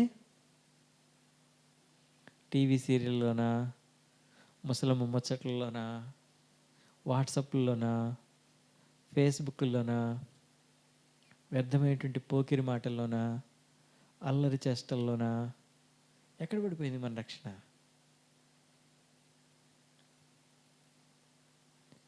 అయ్యో, వాడు అంటున్నాడు, అయ్యో నేను ఎరువు తెచ్చుకున్నాను. ఆ మాట చూడండి ఎంత జాగ్రత్తగా ఉందో. పోగొట్టుకున్న దాన్ని వెంటనే ఐడెంటిఫై చేశాడు. మనం కూడా పోగొట్టుకున్నాం. ఏమేమి పోగొట్టుకున్నాం? మేము ఎంత ప్రార్థన చేయకపోతే, ఎంత కన్నీరు గార్చకపోతే ఇక్కడ మందిరం ఉంది. ఉందా లేదా అక్క? ఇప్పుడుందా ఆ ప్రార్థన? పోగొట్టుకున్నాం. ఎంత సమర్పణ లేకపోతే మా దగ్గర ఉన్నటువంటి స్థలము, పొలము, డబ్బులు, ఇంకా వేయపరుచుకున్నవి అనేకం ఉంటూ వచ్చాయి. అన్నింటికంటే ముఖ్యంగా మన సమయము కదా, ఇస్తే కదా ఇక్కడ మందిరం ఏర్పడింది. ఇప్పుడేది? ఎక్కడ పడిపోయిందంట? ఎక్కడ పడిపోయిందో మనకు తెలుసు. మనం ఎక్కడ పోగొట్టుకున్నామో. ఈర్ష్య, ద్వేషము, కోపము, అసూయలు, మతతాలు, కలహాలు, ఇలాంటి మత్సరాలు ఏవేవి పెట్టుకుంటూ వచ్చాము. వాళ్ళిట్లా, వీళ్ళిట్లా, అది ఇట్లా, ఇది ఇట్లా, ఆ సంఘం ఇట్లా, ఆ సేవకుడు ఇట్లా, ఈ సేవకుడు ఇట్లా, అవి ఇట్లా, ఏవో. లేకపోతే మనకంతా అనుకూలంగా ఉంది, ఇది చాలులే, మనం ఇట్లుంటే చాలులే. నిజంగా మన స్థితి ఎలా ఉందంటే, మనం అరువు తెచ్చుకున్నటువంటి స్థితిలో మనం పోగొట్టుకున్నటువంటి వారంగా ఉంటున్నాం. మన సొంత రక్షణ ఎట్లా చేయాలంట? భయముతోనూ వణకుతోనూ కొనసాగించుకోవాలి. ఒక రకంగా చెప్పాలంటే ఇప్పుడు మన పరిస్థితి ఎలా ఉందంటే, ప్రభు ఈ దినాన్ని వస్తే నేను ఎత్తుపడతాననేటువంటి నిరీక్షణ లేనటువంటి వారంగా ఉంటున్నాం. వాక్యపు వెలుగులో ఊరికే ఉత్తిగా ప్రభు వస్తే నేను వెళ్తానని చెప్పడం కాదు, వాక్యపు వెలుగులో చెప్పగలమా? పిలిపిలకు రాసిన పత్రిక 2వ అధ్యాయము 12వ వచనము. పిలిపిలకు రాసిన పత్రిక 2వ అధ్యాయము 12వ వచనము. పిలిపిలకు రాసిన పత్రిక 2వ అధ్యాయము 12వ వచనము. ఎవరైనా చదవగలరు? కాగా నా ప్రియులారా, మీరు ఎల్లప్పుడూ విధేయులైన ప్రకారము, ఎప్పుడంట? నా ఎదుట ఉన్నప్పుడు మాత్రమే కాక మరి ఎక్కువగా నేను మీతో లేని సమయంలో ఎట్లుండాలంట? భయముతోనూ వణకుతోనూ మీ సొంత రక్షణను కొనసాగించుడి. మన సొంత రక్షణ ఎట్లుండాలంట? భయంతో ఉండాలి, వణకుతో ఉండాలి. మనకు భయం పోయింది, వణకు అస్సలే లేదు. మన భయం అంతా మందిరం దూరంగా ఉంది ఎట్లా పోతామని, మన వణకంతా చలికాలం వచ్చింది స్వెట్టర్లు కప్పుకోవాలనేది. ఇది తప్ప రక్షణ గురించినటువంటి భయము, రక్షణ గురించినటువంటి వణకు పోయింది. ఎప్పుడంటే ఆ మాట రాయబడి ఉన్నది, కాగా నా ప్రియులారా. ఎప్పుడంట? మేము మీ ఎదురుగా ఉన్నప్పుడు మాత్రమే కాదు, దేవుని సన్నిధికి వచ్చినప్పుడు, దేవుని ఇంట్లో ఉన్నప్పుడు, దేవుని వాక్యం వింటున్నప్పుడు, లేకపోతే ఆదివారం నాడు, లేకపోతే ఇలా ప్రత్యేకంగా ఒప్పుకోలుకి వచ్చినప్పుడు. కొంతమంది ఒప్పుకోలుకి వచ్చినప్పుడు, ఒప్పుకోలు ఎప్పుడు చేయాలి? ఎప్పుడు చేయాలి ఒప్పుకోలు? మీరు చెప్పండి అంటే. ఎప్పుడు చేయాలి ఒప్పుకోలు? అనుదినము, ప్రతి క్షణంలో. ఒప్పుకోలు ఎప్పుడు? ఒప్పుకోలు రోజు ఒప్పుకోలు కాదు. ఎప్పుడంట? ప్రతి దినము మనం చేయాల్సినటువంటి పని ఏంటంటే, అందుకే నేను మొట్టమొదట ఆ మాట చెప్తూ ప్రారంభించాను. ఏమని? రక్షించబడిన పాపులంగా కాదు మనం ముందుకెళ్లాల్సింది. ప్రతిదినము అనుదినం ఏం చేయాలంట? కడుగుబడుతున్నటువంటి పరిశుద్ధంగా, ప్రభువా నువ్వు నన్ను కడుగు, ఈ విషయంలో లోపం ఉంది, ఈ విషయంలో బలహీనత ఉంది, ఈ విషయంలో నేను దూరస్తునిగా ఉంటున్నాను, ఈ విషయంలో నేను పడిపోయాను, ఈ విషయంలో రక్షణ కొనసాగించలేవు, ఈ విషయంలో రక్షణ తీవ్రత నాలో లేదు ప్రభువా, నేను ఇలాగను వెనకబడినటువంటి వాడిగా ఉంటున్నాను. అనుదినము ఆ రక్షణ ఏం చేయాలంట? కొనసాగించుకోవాలి. సమయం అయిపోతుంది, ముందుకు వెళదాం. రెండవ రాజుల గ్రంథము 6వ అధ్యాయము 6వ వచనము. 2వ రాజుల గ్రంథము 6వ అధ్యాయము 6వ వచనము. ఆ దైవజనుడు అది ఎక్కడ పడింది ఏమని అడుగుతున్నాడంట? అది ఎక్కడ పడినని అడిగాను. వాడు ఆ స్థలానికి చూపించగా ఏం చేశాడంట? కొమ్మ నరికేశాడంట. ఎవరి కొమ్మ? యేసుక్రీస్తు ప్రభువారు. యోసేపు ఫలించడి కొమ్మ, అది ఊట యొద్ద ఫలించేటువంటి కొమ్మ. దాని వేర్లంట పైకి, దాని యొక్క అది వేర్లు క్రిందకి దండచ్చు, అది పైకి ఎక్కుచూ ఉందంట. ప్రియమైనటువంటి సోదరి సోదరుడా, యోసేపు యొక్క వంశంలో యోసేపు ఫలించడి కొమ్మగా, యూదాగోత్రపు సింహంగా యేసుక్రీస్తు ప్రభువారు నీ కొరకు నా కొరకు ఆయన కిందికి దిగి వచ్చినటువంటి వాడుగా ఉంటున్నాడు. ఎందుకో తెలుసా? నువ్వు నేను ఫలించాలని నీ కొరకు నా కొరకు నరకబడుతూ వచ్చాడు. ఎందుకు నరకబడుతూ వచ్చాడంటే, ఆయనకి ఎందుకు గాయాలవుతూ వచ్చాయంటే, నీకు నాకు అరికాలు మొదలుకొని నడినెత్తి వరకు ఏం లేదు, స్వస్థత కొంచెమైనా లేదు. యెషయా గ్రంథం 1వ అధ్యాయం 6వ వచనంలో మనం చూస్తాం. ఏమని? నరికాలు మొదలుకొని నడినెత్తి వరకు స్వస్థత కొంచెమైనను లేదు. అవి పిండబడలేదు, కట్టబడలేదు, పచ్చి గాయములంట. మన స్థితి అలాంటిది. ఇలాంటి మన కోసం ఆయన నరకబడినటువంటి వాడుగా, నరకబడినటువంటి కొమ్మగా వస్తూ వచ్చాడు ఈ లోకానికి. ప్రభువా నీ ప్రేమ అపారమైందయ్యా, నేనైతే నీ ప్రేమను నిర్లక్ష్యం చేస్తూ దూరంగా వెళ్ళిపోతున్నాను, నన్ను క్షమించు తండ్రి. అలాగ నువ్వు ఒప్పుకొంచు, సరిదిద్దుకున్న వారమైన నూతన సంవత్సరానికి ప్రవేశించడం కొరకు ముందుకు వెళదాం. అదే 2వ రాజుల గ్రంథము 6వ అధ్యాయము 6వ వచనము. 6వ అధ్యాయము 6వ వచనం. ఆ దైవజనుడు అది ఎక్కడ పడెను, అది ఎక్కడ పడిపోయిందని అడిగాడంట. ఎక్కడ పడిపోయింది? ఎక్కడ పడిపోయింది? కోపంలో పడిపోయిందా? ఎక్కడ పడిపోయింది? ద్వేషంలో పడిపోయిందా? ఎక్కడ పడిపోయింది? అబద్ధంలో పడిపోయిందా? ఎక్కడ పడిపోయామో మనకు తెలుసు. ఎక్కడ పడిపోయామో చూపులో పడిపోయామా? ఎక్కడ పడిపోయాము? చేష్టల్లో పడిపోయామా? ఎక్కడ పడిపోయాము? మాటల్లోనా? ఎక్కడ పడిపోయాము? తలంపుల్లోనా? మనం ఎక్కడ పడిపోయామో ఎవరికి తెలుసు? మనకే తెలుసు. అందుకని విలాప వాక్యాలు 3వ అధ్యాయంలో ఒక మాట రాయబడి ఉంటుంది. మా కిరీటములు మా తల మీద నుండి పడిపోయి ఉన్నాయి. విలాప వాక్యములు 3వ అధ్యాయము, విలాప వాక్యములు 5వ అధ్యాయము 16వ వచనము. విలాప వాక్యములు 5వ అధ్యాయము 16వ వచనము. విలాప వాక్యములు 5వ అధ్యాయము 16వ వచనము చదవగలరు? మా తల మీద నుండి, నిజమేనా అక్క? చాలమ్మా, ఒక్క మాట చాలు. మా తల మీద నుంచి కిరీటం పడిపోయిను, మేము పాపము చేసి ఉన్నాము, మాకు శ్రమ. మనకి శ్రమ అన్న సంగతి కూడా మనం గుర్తెరక్క, నాకు బాగానే ఉందిలే, నేను బాగానే ఉన్నాను, నేను క్షేమంగా ఉన్నాను అనుకుంటున్నాం. మేము పాపం చేసి ఉన్నాం ప్రభువా, మా కిరీటాలు పడిపోయాయి. దేవుడు మనకి ఏం కిరీటం ఇచ్చాడో? రక్షణ కిరీటం ఇచ్చాడు. మనం రక్షణ ఎక్కడ పోగొట్టుకుంటూ వచ్చామో దేవుడు మనకి జీవ కిరీటాన్ని ఇస్తున్నాడు. దేవుడు మన కొరకు నీతి కిరీటాన్ని దాచి ఉంచాడు. దేవుడు మన కొరకు సిద్ధపరిచినటువంటి కిరీటాలను మనము క్రియల వలన మనం సంపాదించుకోవాల్సినటువంటి అనేకమైనటువంటి కిరీటాలను మనము పోగొట్టుకుంటున్నాం. ఎవరు అనేకులను తిప్పుదురో వారు జ్యోతుల వలె ఉంటారంట ఆకాశమందు. ఎవరు అనేకుల్ని నడిపిస్తారో, ఎవరు తమ పరుగును తమ యొక్క ఈ పందిరంగంలో తమ పరుగును ఎవరైతే కాపాడుకుంటారో వారి కొరకు ఏముంది? నీతి కిరీటం ఉంది. మనం ఈ పందిరంగంలో సరిగా పరిగెత్తకపోతే మనం నీతి కిరీటం పోగొట్టుకుంటాం. మనకు ఆ విషయం అర్థం అట్లా. మన తలల మీద నుంచి కిరీటాలు పడిపోతున్న విషయం మనకి తెలియడం లేదు. మనం గుర్తించినటువంటి వారు. ప్రభువా మన్నించు తండ్రి, దయతో క్షమించు ప్రభువా. మా తలల మీద నుంచి కిరీటాలు పడిపోయిన విషయం కూడా మేము గుర్తించలేనటువంటి స్థితిలో, ఎంతో అయోమయంలో మేము ఎట్లున్నామంట? ఇందాక అక్క ప్రార్థన చేస్తూ వచ్చింది, మేము ఏజెన్సీలో ఉన్నాం ప్రభువా. నిజంగానే భౌతికమైనటువంటి ఏజెన్సీ కాదు. మనం ఎక్కడున్నాము? ఆత్మీయమైనటువంటి వెనుకబాటుతనంలో, ఆత్మీయమైనటువంటి ఏజెన్సీ విభాగంలో ఉంటూ వచ్చాం.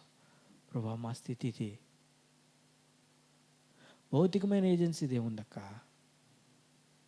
అది పెద్ద విషయమే కాదు. ఆత్మీయమైనటువంటి ఏజెన్సీలో ఉన్నాం మనం. ఎంత వెనుకబడి ఉన్నామో ప్రభువా. అనేకమైన సందర్భాల్లో మా తలల మీద నుంచి కిరీటాలు పడిపోయిన విషయాన్ని మేము గుర్తించడం లేదు. మొదటి సమూయేలు గ్రంథము మొదటి అధ్యాయము, 2వ సమూయేలు గ్రంథము మొదటి అధ్యాయము 19వ వచనము. 2వ సమూయేలు గ్రంథము మొదటి అధ్యాయము 19వ వచనము. ఇశ్రాయేలు నీకు భూషణ మగవారు ఉన్నత స్థలముల మీద హతులైరి. ఆహాహా బలాఢ్యులు పడిపోయారంట. ఎవరు పడిపోయారు? ఎందుట్లో బలాఢ్యులు? వీళ్ళు ప్రార్థన చేయడంలో బలాఢ్యులు. ఎందుట్లో బలాఢ్యులు? ఉపవాస ప్రార్థనలో బలాఢ్యులు. ఎందుట్లో బలాఢ్యులు? ప్రభువును ప్రేమించడంలో, ప్రభు సంఘాన్ని ప్రేమించడంలో, పరిశుద్ధుల్ని తీర్చడంలో.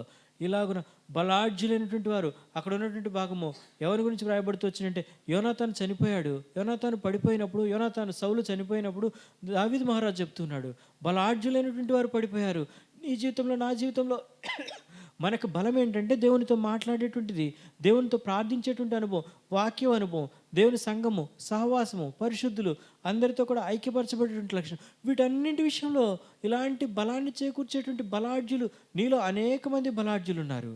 ఎవరా బలాఢ్యులు అంటే, నీలో ఉన్నటువంటి ప్రార్థన ఒక బలాఢ్యుడు, నీలో ఉన్నటువంటి అనేకమైనటువంటి ఆత్మల తీవ్రత ఒక బలాఢ్యుడు, నీలో ఉన్నటువంటి ప్రేమ ఒక బలాఢ్యుడు, నీలో ఉన్నటువంటి సహనం ఒక బలాఢ్యుడు. ఇవన్నిటిని ఏం చేస్తున్నావు? పడిపోతున్నాయి, పడగొట్టుకుంటున్నాం. ఆ విషయాన్ని మనం గుర్తెరగకుండా ముందుకు కొనసాగుతున్నాం. పడిపోయినటువంటి వారిని ఏం చేశాడంటే ఆయన లేవనెత్తేవాడు. కీర్తన గ్రంథము 30వ అధ్యాయము 24వ వచన భాగము. కీర్తన గ్రంథము 30వ అధ్యాయము 24వ వచనము. కీర్తన గ్రంథము 30వ అధ్యాయము 24వ వచనము చదవండి. కీర్తన గ్రంథము 104 కీర్తన గ్రంథం 145 అధ్యాయం 14 వచనము. కీర్తన గ్రంథము 145 అధ్యాయము. కీర్తన గ్రంథం ఏం చేసేవాడంట? పడిపోయిన వారిని అందరినీ ఉద్ధరించువాడు, కృంగిపోయిన వారిని అందరిని ఏం చేస్తాడంటే ఈయన? లేవనెత్తువాడు. ఆయన ఏం చేస్తాడు? పడిపోయిన వారిని లేవనెత్తేవాడు, కృంగిపోయినటువంటి వారిని ఉద్ధరించేవాడు. నువ్వు నేను చేయాల్సిన పని ఏంటంటే, ప్రభువా నేను పడిపోయానయ్యా అని ఒప్పుకోవడమే. నేను కృంగిపోయాను ప్రభువా అని ఒప్పుకుంటే ఆయన ఏం చేస్తాడు? లేవనెత్తుతాడు. ఆయన కృపా సమృద్ధి కలిగినటువంటి వాడు. ఎలాంటి వాడంట? కృపా సమృద్ధి కలిగినటువంటి వాడు. 2 పేతురు రాసిన పత్రిక 5వ అధ్యాయం 10వ వచనంలో తిప్పవలసిన పని లేదులేండి, ఒక మాట జ్ఞాపకం చేస్తా. సర్వకృపానిధి యగు దేవుడు. ఏం కృప అది? సర్వకృప. అన్ని కృపలకు మించినటువంటి కృప అయింది. సర్వకృపానిధి యగు దేవుడు. దేవుడు మనల్ని స్థిరపరిచి బలపరిచి కాపాడేటువంటి వాడు. సర్వకృపానిధి యగు దేవుడు కొంచెం కాలం శ్రమలు అనుభవించిన పిమ్మట తానే మిమ్మల్ని పూర్ణులుగా చేసి స్థిరపరిచి బలపరచును. దేవుడు మనల్ని స్థిరపరిచి బలపరుస్తాడు. కొద్ది శ్రమల కాలం గడుస్తూ వచ్చింది, మనం గమనించుకోలేదు. ప్రభువా ఈ విషయాల్లో మేము పడిపోతూ వచ్చాం. అనేకమైనటువంటి విషయాలు జ్ఞాపకం చేయబడుతూ వచ్చాయి. ప్రభువా అనేకమైనటువంటి విషయాల్లో మేము పడిపోయినటువంటి వారంగా ఉన్నాం అనే విషయాన్ని కూడా మేము ఏం చేయలేదు, గుర్తించనే లేదు. మా ఆత్మీయ పతనాలు నేడు మా జీవితంలో నీ వాక్యపు వెలుగులో కొన్ని విషయాలు జ్ఞాపకం చేయబడుతూ వచ్చాయి. ప్రభువా దయతో మమ్మల్ని మన్నించు, క్షమించు, మమ్మల్ని తిరిగి లేవనెత్తు, మమ్మల్ని తిరిగి పునరుద్ధరించు. పడిపోయిన వారిని లేవనెత్తువాడు, కృంగియుండి వారిని బలపరచువాడు. ప్రభువా సడలిన మోకాళ్ళు, వడలినటువంటి చేతులను ఏం చేయాలి? నువ్వు బలపరచు ప్రభువా. మకమకనాడుతున్నటువంటి అవిసినార ఒత్తిని ఏం చేయడంటే ఆయన ఆర్పివేయుడు. మనం ఏం చేస్తాం? బుడ్డి వెలుగుతూ ఉంటుంది, ఒత్తి ఉంటుంది. ఇక్కడ ఉన్న వాళ్ళందరూ పెద్దవాళ్లే కదా, మీ అందరికీ తెలిసిన విషయాలే. బుడ్డికి దాని చుట్టూ కౌరు కట్టిన తర్వాత ఏం చేస్తాం మనం? ఉఫ్ఫని ఊదేసి ఒకసారి ఆ కౌరంతా నుసంతా నులిపేసి మరలా ముట్టిస్తాం. ఎందుకు? కాంతి బాగా రావాలని, బాగా వెలగాలని. బాగా వెలగకుండా ఉండాలంటే ఏమడ్డం అవుతున్నాయి? ఆ నుసి అడ్డం అవుతుంది. మకమకలాడుతున్నటువంటి అవిసినార ఒత్తిని ఆయన ఏం చేయడంట? ఆర్పేయుడు. దాన్ని బాగు చేస్తాడు, తిరిగి కట్టేటువంటి వాడు. నీ యొక్క నా యొక్క ద్వీపాన్ని ఆయన స్థిరపరిచేటువంటి వాడు. నీ యొక్క నా యొక్క దీపస్తంభాన్ని ఇక్కడ నిలబెడుతూ వచ్చాడు. ఆయన తీసివేసేటువంటి వాడు కాదు. అనేకుల పని, ప్రయాస, కన్నీరు, ఏడ్పు, వారి శ్రమ, వారి యొక్క దానము, వారి యొక్క దాతృత్వము, వారి సమయాన్ని వెచ్చిస్తూ ఇక్కడ సంఘాన్ని కడుతూ వచ్చారు, నిర్మిస్తూ వచ్చారు. ప్రభువా ఈ పని పరిచర్యలో నేను కూడా పాలిభాగస్తుడిని, నేను కూడా పాలిభాగస్తురాలని. ప్రభా ఈ పని పరిచర్యలోనే ముందుకు అనేకులను శిష్యులుగా చేయాల్సిన వారంగా ఉంటాను. ఆ జీవితంలో అనేకమైనటువంటి బలహీనతలు ఉంటూ వచ్చాయి. నేను పడిపోతూ వచ్చాను ప్రభా. నా మొదటి ప్రార్థన లేదు, మొదటి ప్రేమ లేదు, మొదటి సహవాసం లేదు, మొదటి సంఘం లేదు, మొదటి సంఘం ఎడల, సహవాసం ఎడల, పరిశుద్ధుల ఎడల ఉన్నటువంటి ఔన్నత్యము, ప్రేమ, ఆప్యాయత లేదు. నేటి దినాల్లో వాటి స్థానంలో కలహము, క్రోధము, లోభము, మత్సరము, డాంబికము, కామ, క్రోధ, లోభ, మదమోహ, మత్సరక, డాంబికాలు ఏం చేస్తూ వచ్చాయి? పేరుకుపోతూ వచ్చాయి. ప్రభా ఈ విషయాల్లో పతనావస్థగా ఉంటున్నా. కోపం, ద్వేషం, అల్లర్లు, మతతులు ఇలా గురించి చెప్పుకుంటూ పోతే అనేకమైనవి నీ ప్రేమను, నీ సంతోషాన్ని, నీ సమాధానాన్ని, నీ దీర్ఘశాంతాన్ని మా జీవితాల్లో మేము వృద్ధి చేసుకోలేకుండా అడ్డుపడుతూ ఉన్నాయి. ప్రభా దయతో మన్నించు, క్షమించు. ఇలాగును మనం ఆయన ఏదో ఒప్పుకున్నప్పుడు ఆయన ఎలాంటి వాడంట? నమ్మదగిన వాడు, నీతిమంతుడు. ఆయన మన ప్రతి పాపములు ఏం చేస్తాడు? క్షమించి తిరిగి కట్టేటువంటి వాడు, పరిశుద్ధపరిచేటువంటి వాడు. చివరికి ఒక మాట చూసుకుందాం. 2వ రాజుల గ్రంథము 6వ అధ్యాయము 7వ వచనము. 2వ రాజుల గ్రంథము 6వ అధ్యాయము ఏం చేశాడంట? అతడు దానిని దేన్ని పట్టుకోమన్నాడమ్మా? దేన్ని పట్టుకోమన్నాడు? దేన్ని పట్టుకోమన్నాడు తమ్ముడు? పడిపోయిన రక్షణ, పడిపోయిన ప్రార్థన, పడిపోయిన సంఘము, పడిపోయిన సహవాసము, ఏ ఏ విషయాల్లో అయితే మనం పడిపోయామో దాన్ని ఏం చేయాలంట? తిరిగి పట్టుకోవాలి. ఎప్పుడైనా ఎక్కడైనా చూసారా? నీళ్ళల్లో గొడ్డలి పడితే తిరిగి పైకి లేవటం. బైబిల్ అబద్ధం అని నిరూపించడానికి ఆ మధ్యకాలంలో న్యూజిలాండ్లో దేశం పేరు గుర్తులేదు, వేరొక దేశం మంత్రాలు నేర్చుకునే వాళ్ళు ఉంటారు కదా, మ్యాజిక్ షోలు చేస్తారు కదా, ఏం లేకుండా పేపర్ని గాల్లో నిలబెట్టేవాళ్ళు, ఇలాంటి వాళ్ళు. ఈ మ్యాజిక్ షో నేర్చుకునే ఒకడు ఈ బైబిల్ అబద్ధం అని నిరూపించడం కొరకు నీళ్ళల్లో ఇనుప వస్తువు వేసి దాన్ని పైకి లేపడం ఎలాగైనా సరే అని నేర్చుకోవాలని చాలా కాలం ప్రయత్నించాడంట. ఇంచుమించుగా 33 సంవత్సరాల పాటు. తర్వాత తను మారు మనసు రక్షణ పొంది దేవుని వాక్యం నిజమని సత్యమని నమ్ముతూ వచ్చాడు. తన జీవితంలో 33.5 సంవత్సరాలు ఒక విషయం బైబిల్ అబద్ధం అని నిరూపించడానికి 33.5 సంవత్సరాలు వెచ్చించాడంటే తన జీవితం అంతా వెచ్చిస్తూ వచ్చాడు. కానీ ఏం చేయలేకపోయాడు. వాళ్ళ గురువుగారి దగ్గరికి వెళ్ళాడంట. నాకు ఇన్ని నేర్పించావు, నాకు ఎన్నో మ్యాజిక్ షోలు వచ్చు, ఇవన్నీ కాదు ప్రభువా, ఇవన్నీ కాదు గురువా, నాకేం నేర్పించు, నీళ్ళల్లో నుంచి ఇనుము బయటికి రావాలి, పైకి రావాలి, పైకి తేలాలి. ఒరే మనం చేసేది మ్యాజిక్ షోరా, ఇది నిజం కాదు, ఇది అబద్ధం, ఏదో మనం బ్రతుకు కోసం కోటి తిప్పల కూటి కోసమని ఏదో ఈ పని చేస్తున్నావురా, నువ్వు అలాంటివన్నీ పెట్టుకోకురా అంటే, మా గురువుగారికి తెలియట్లేదని చాలా పుస్తకాలు పరిశీలించి ఇది అబద్ధం నిరూపించాలనుకున్నాడంట. ఏది అబద్ధం అని వాడు తెలుసుకున్నాడు. నేను అబద్ధంలో జీవిస్తున్నాను, ఇది సత్యం, సత్యవేద గ్రంథం. ఏం పడిపోయిందో 33 సంవత్సరాలు కష్టపడితే పట్టుకున్నాడు. తన ఆత్మను రక్షించుకుంటూ వచ్చాడు. దేవుని స్తోత్రం. ఇప్పుడు మనకి 33.5 సంవత్సరాలు అవసరం లేదు. సంవత్సరంలో దేవుడు నీతో నాతో మాట్లాడుతూ వస్తున్నాడు. ఏం పడిపోయినాయో మనకు తెలుసు. ప్రార్థన పడిపోయిందో, కన్నీరు పడిపోయిందో, ఉపవాసం పడిపోయిందో, సంఘం అంటే ప్రేమ పడిపోయిందో, సహవాసం పడిపోయిందో, ఏదో ఒకరంటే ఒకరికి ద్వేషం పెరుగుతూ వచ్చిందో, ఏమేమి ఉన్నాయో మనలో. ప్రభువా ఎక్కడ పడిపోతూ వచ్చాను, నన్ను మన్నించు తండ్రి, నన్ను తిరిగి కట్టు ప్రభువా, నన్ను సమకూర్చు తండ్రి. ఆయనకు అప్పగించుకున్నప్పుడు ఆయన ఎలాంటి వాడంటే, ఆయన సమాధానార్థమైనటువంటి శిక్ష ఆయన మీద పడింది.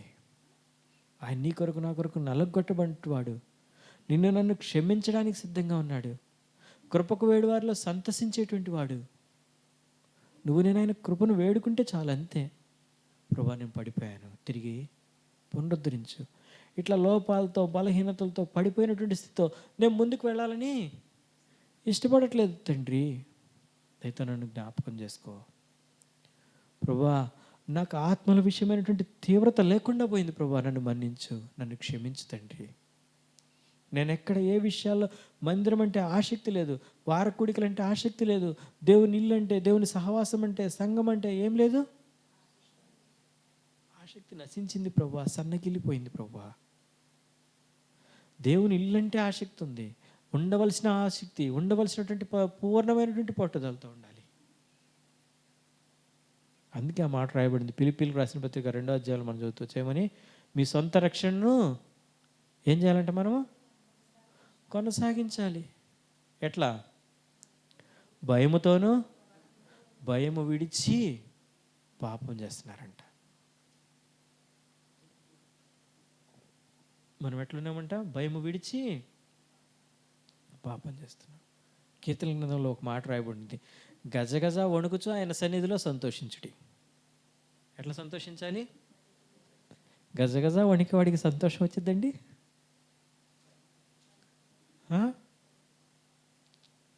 గజగజ వణికి వాడికి సంతోషం వస్తుందా? రాదా? యెషయా గ్రంథం 6వ అధ్యాయం 3వ వచనం 4వ వచనంలో చూడండి, 6 రెక్కలకి వెళ్ళిన వాడు ఉన్నారు, 2 రెక్కలతో ఎగురుతున్నారు, 2 రెక్కలతో తమ ముఖాన్ని కప్పుకున్నారు, 2 రెక్కలతో తమ పాదాలు కప్పుకున్నారు. పరిశుద్ధుడైనటువంటి వాని మహిమను ఎక్కడ అపవిత్రమైనటువంటి ప్రవర్తన కలిగి ఉండకూడదనే ఉద్దేశంతో వాళ్ళు ఏం చేస్తున్నారంట? ఇప్పుడు సంతోషంతో పరిశుద్ధుడు, పరిశుద్ధుడు, పరిశుద్ధుడు, సైన్యములకు అధిపతి యెహోవా పరిశుద్ధుడు వస్తుంది. గజగజ వణుకుచు ఆయన సన్నిధిలో సంతోషంతో గంతులు వేస్తున్నారు. మనకు రాదనే అభిప్రాయంలో ఉన్నాం కాబట్టి నేర్చుకోలేకపోతున్నాం. ఉందా లేదా మాట? ఉంది కదా. దేవుని సన్నిధిలో భయముతోనూ వణుకుతోనూ మన సొంత రక్షణను ముందుకు కొనసాగించు. ప్రభువా, మేము భయంతో వణుకుతో ఈ సొంత మాకు అనుగ్రహించినటువంటి గొప్ప రక్షణని నేను ఎట్లా ముందుకి నూతన సంవత్సరాన్ని కొనసాగించినట్లుగా నన్ను సిద్ధపరచు ప్రభువా అని ఆయన యొక్క పాదాలు పట్టుకొని అనేకమైన విషయాలు జ్ఞాపకం చేయబడుతూ వచ్చాయి. మొట్టమొదటిగా ఏం చేయాలంట, మనము అనేకుల్ని శిష్యులుగా చేయవలసిన వారంగా ఉంటాం. దేవుని రక్షణలోనికి నడిపించవలసిన వారంగా. ప్రభువా, ఆ విషయంలో నేను వెనకబడ్డాను. ఎలాంటి శిష్యులు అంట, 2 రకాలైనటువంటి శిష్యులను చూస్తూ వచ్చాం. మొట్టమొదటి వాళ్ళు ఎలాంటి వాళ్ళు, చాలా విధేయతగా ఉన్నారు వాళ్ళు. అయ్యా నువ్వు సెలవిస్తే మేము పోయేస్తాం. కానీ వాళ్ళలో ఒకడున్నాడు, ఎట్లున్నాడంట, ప్రభా నువ్వు వస్తే నేను వెళ్తా.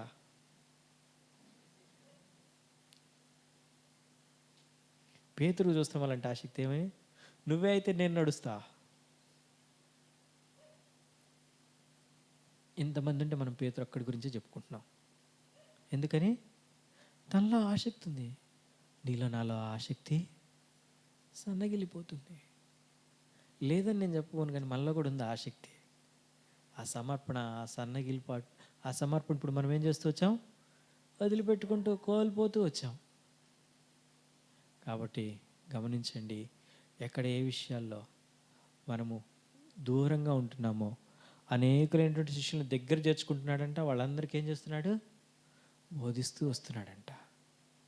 ప్రభువా, నేను నా కుటుంబంలో పెద్దని, నేను నా ఊర్లో పెద్దని, నా సంఘంలో పెద్దని, నాకున్నటువంటి స్థానంలో పెద్దని. నీ మందిరానికి రావడానికి మా ఇంట్లో మొట్టమొదటి ప్రథమ ఫలం నేనే. మా ఇంట్లో మా ఆయనకి లెక్కలేదు నేనంటే, మా ఇంట్లో మా పిల్లలకు లెక్కలేదు నేనంటే, కానీ నువ్వు నన్ను లెక్కించి ప్రథమంగా నన్ను ఇక్కడికి, నీ మా ఇంట్లో మొదట నన్ను రక్షించుకొని ఇక్కడికి తీసుకొచ్చావు. నువ్వు నాకు ఇచ్చినటువంటి ప్రథమ ఫలం, శ్రేష్ఠ ఫలమైనటువంటి స్థానాన్ని నేను నిలబెట్టుకోవాల్సిన వాడిని. అనేకులకి నేనేం చేయాలి, ఈ వెలుగును చూపించగలగాలి. ప్రభు, అందుకొరకు నన్ను సిద్ధపరచు. నూతన సంవత్సరంలో నీ సన్నిధిలో ఒప్పుకుంటున్నాను ప్రభా. అలాగను నీ కాంతిని నేను ఎన్నడూ ఆయన సిలువను, లేకపోతే ఆయన సిలువ దృశ్యాన్ని నేను ఏ రోజు ఎత్తిపట్టలేదు ప్రభా. నా ఇంట్లో, నా చుట్టుపక్కల వాళ్ళ దగ్గర, నా బంధుమిత్రుల దగ్గర మీరు నన్ను ఎత్తిపట్టండి, నేను వారిని ఆకర్షించుకుంటాను. ఆయన్ని ఎత్తిపట్టకుండా అనేకమైన విషయాలు చెప్తాం. ప్రభా, ఇలాగ నన్ను సరిదిద్దు. ఎక్కడ పడిపోయానో అనేక విషయాలు, ఏమో అయ్యో నేను ఎరువు తెచ్చుకున్నాను. దేవుడు మనకి అరువుగా ఇచ్చాడు మనకి. అది ఈ రక్షణ యూదులది. అన్యులమైనటువంటి మనల్ని ప్రేమించి మనకు దేవుడు ఇంత గొప్ప రక్షణ, విలువైనటువంటి రక్షణ ఇస్తే మనం ఏం చేస్తున్నాం, నిర్లక్ష్యం చేస్తున్నాం. ఈ రక్షణ పొందకుండా అనేకులు ఈరోజు డిసెంబర్ 31 క్లబ్బులు, పబ్బుల్లో, బారుల్లో చిందులు వేస్తూ ఉంటే, దేవుడు ఉన్నతమైనటువంటి స్థానంలో, దేవుని ఇంటిలో మనల్ని శ్రేష్టమైనటువంటి దానిలో మనల్ని కూర్చోబెడుతూ వచ్చాడు. మనం ఏం చేస్తున్నాం, ఈ రక్షణని నిర్లక్ష్యం చేస్తున్నాం. ప్రభువా, నా నిర్లక్ష్య ద్వారా నుంచి నన్ను విడిపించు తండ్రి. నీ కొరకు నమ్మకంగా ముందుకు కొనసాగినట్లుగా స్థిరపరచు. ఇలాగురి తీర్మానం కలిగినటువంటి వాడిని, కడుగుబడినటువంటి వాడిని నీ రక్తంలో నూతన సంవత్సరంలో ప్రవేశించడానికి నన్ను సిద్ధపరచమని ప్రార్థన చేద్దాం. మోకరించండి.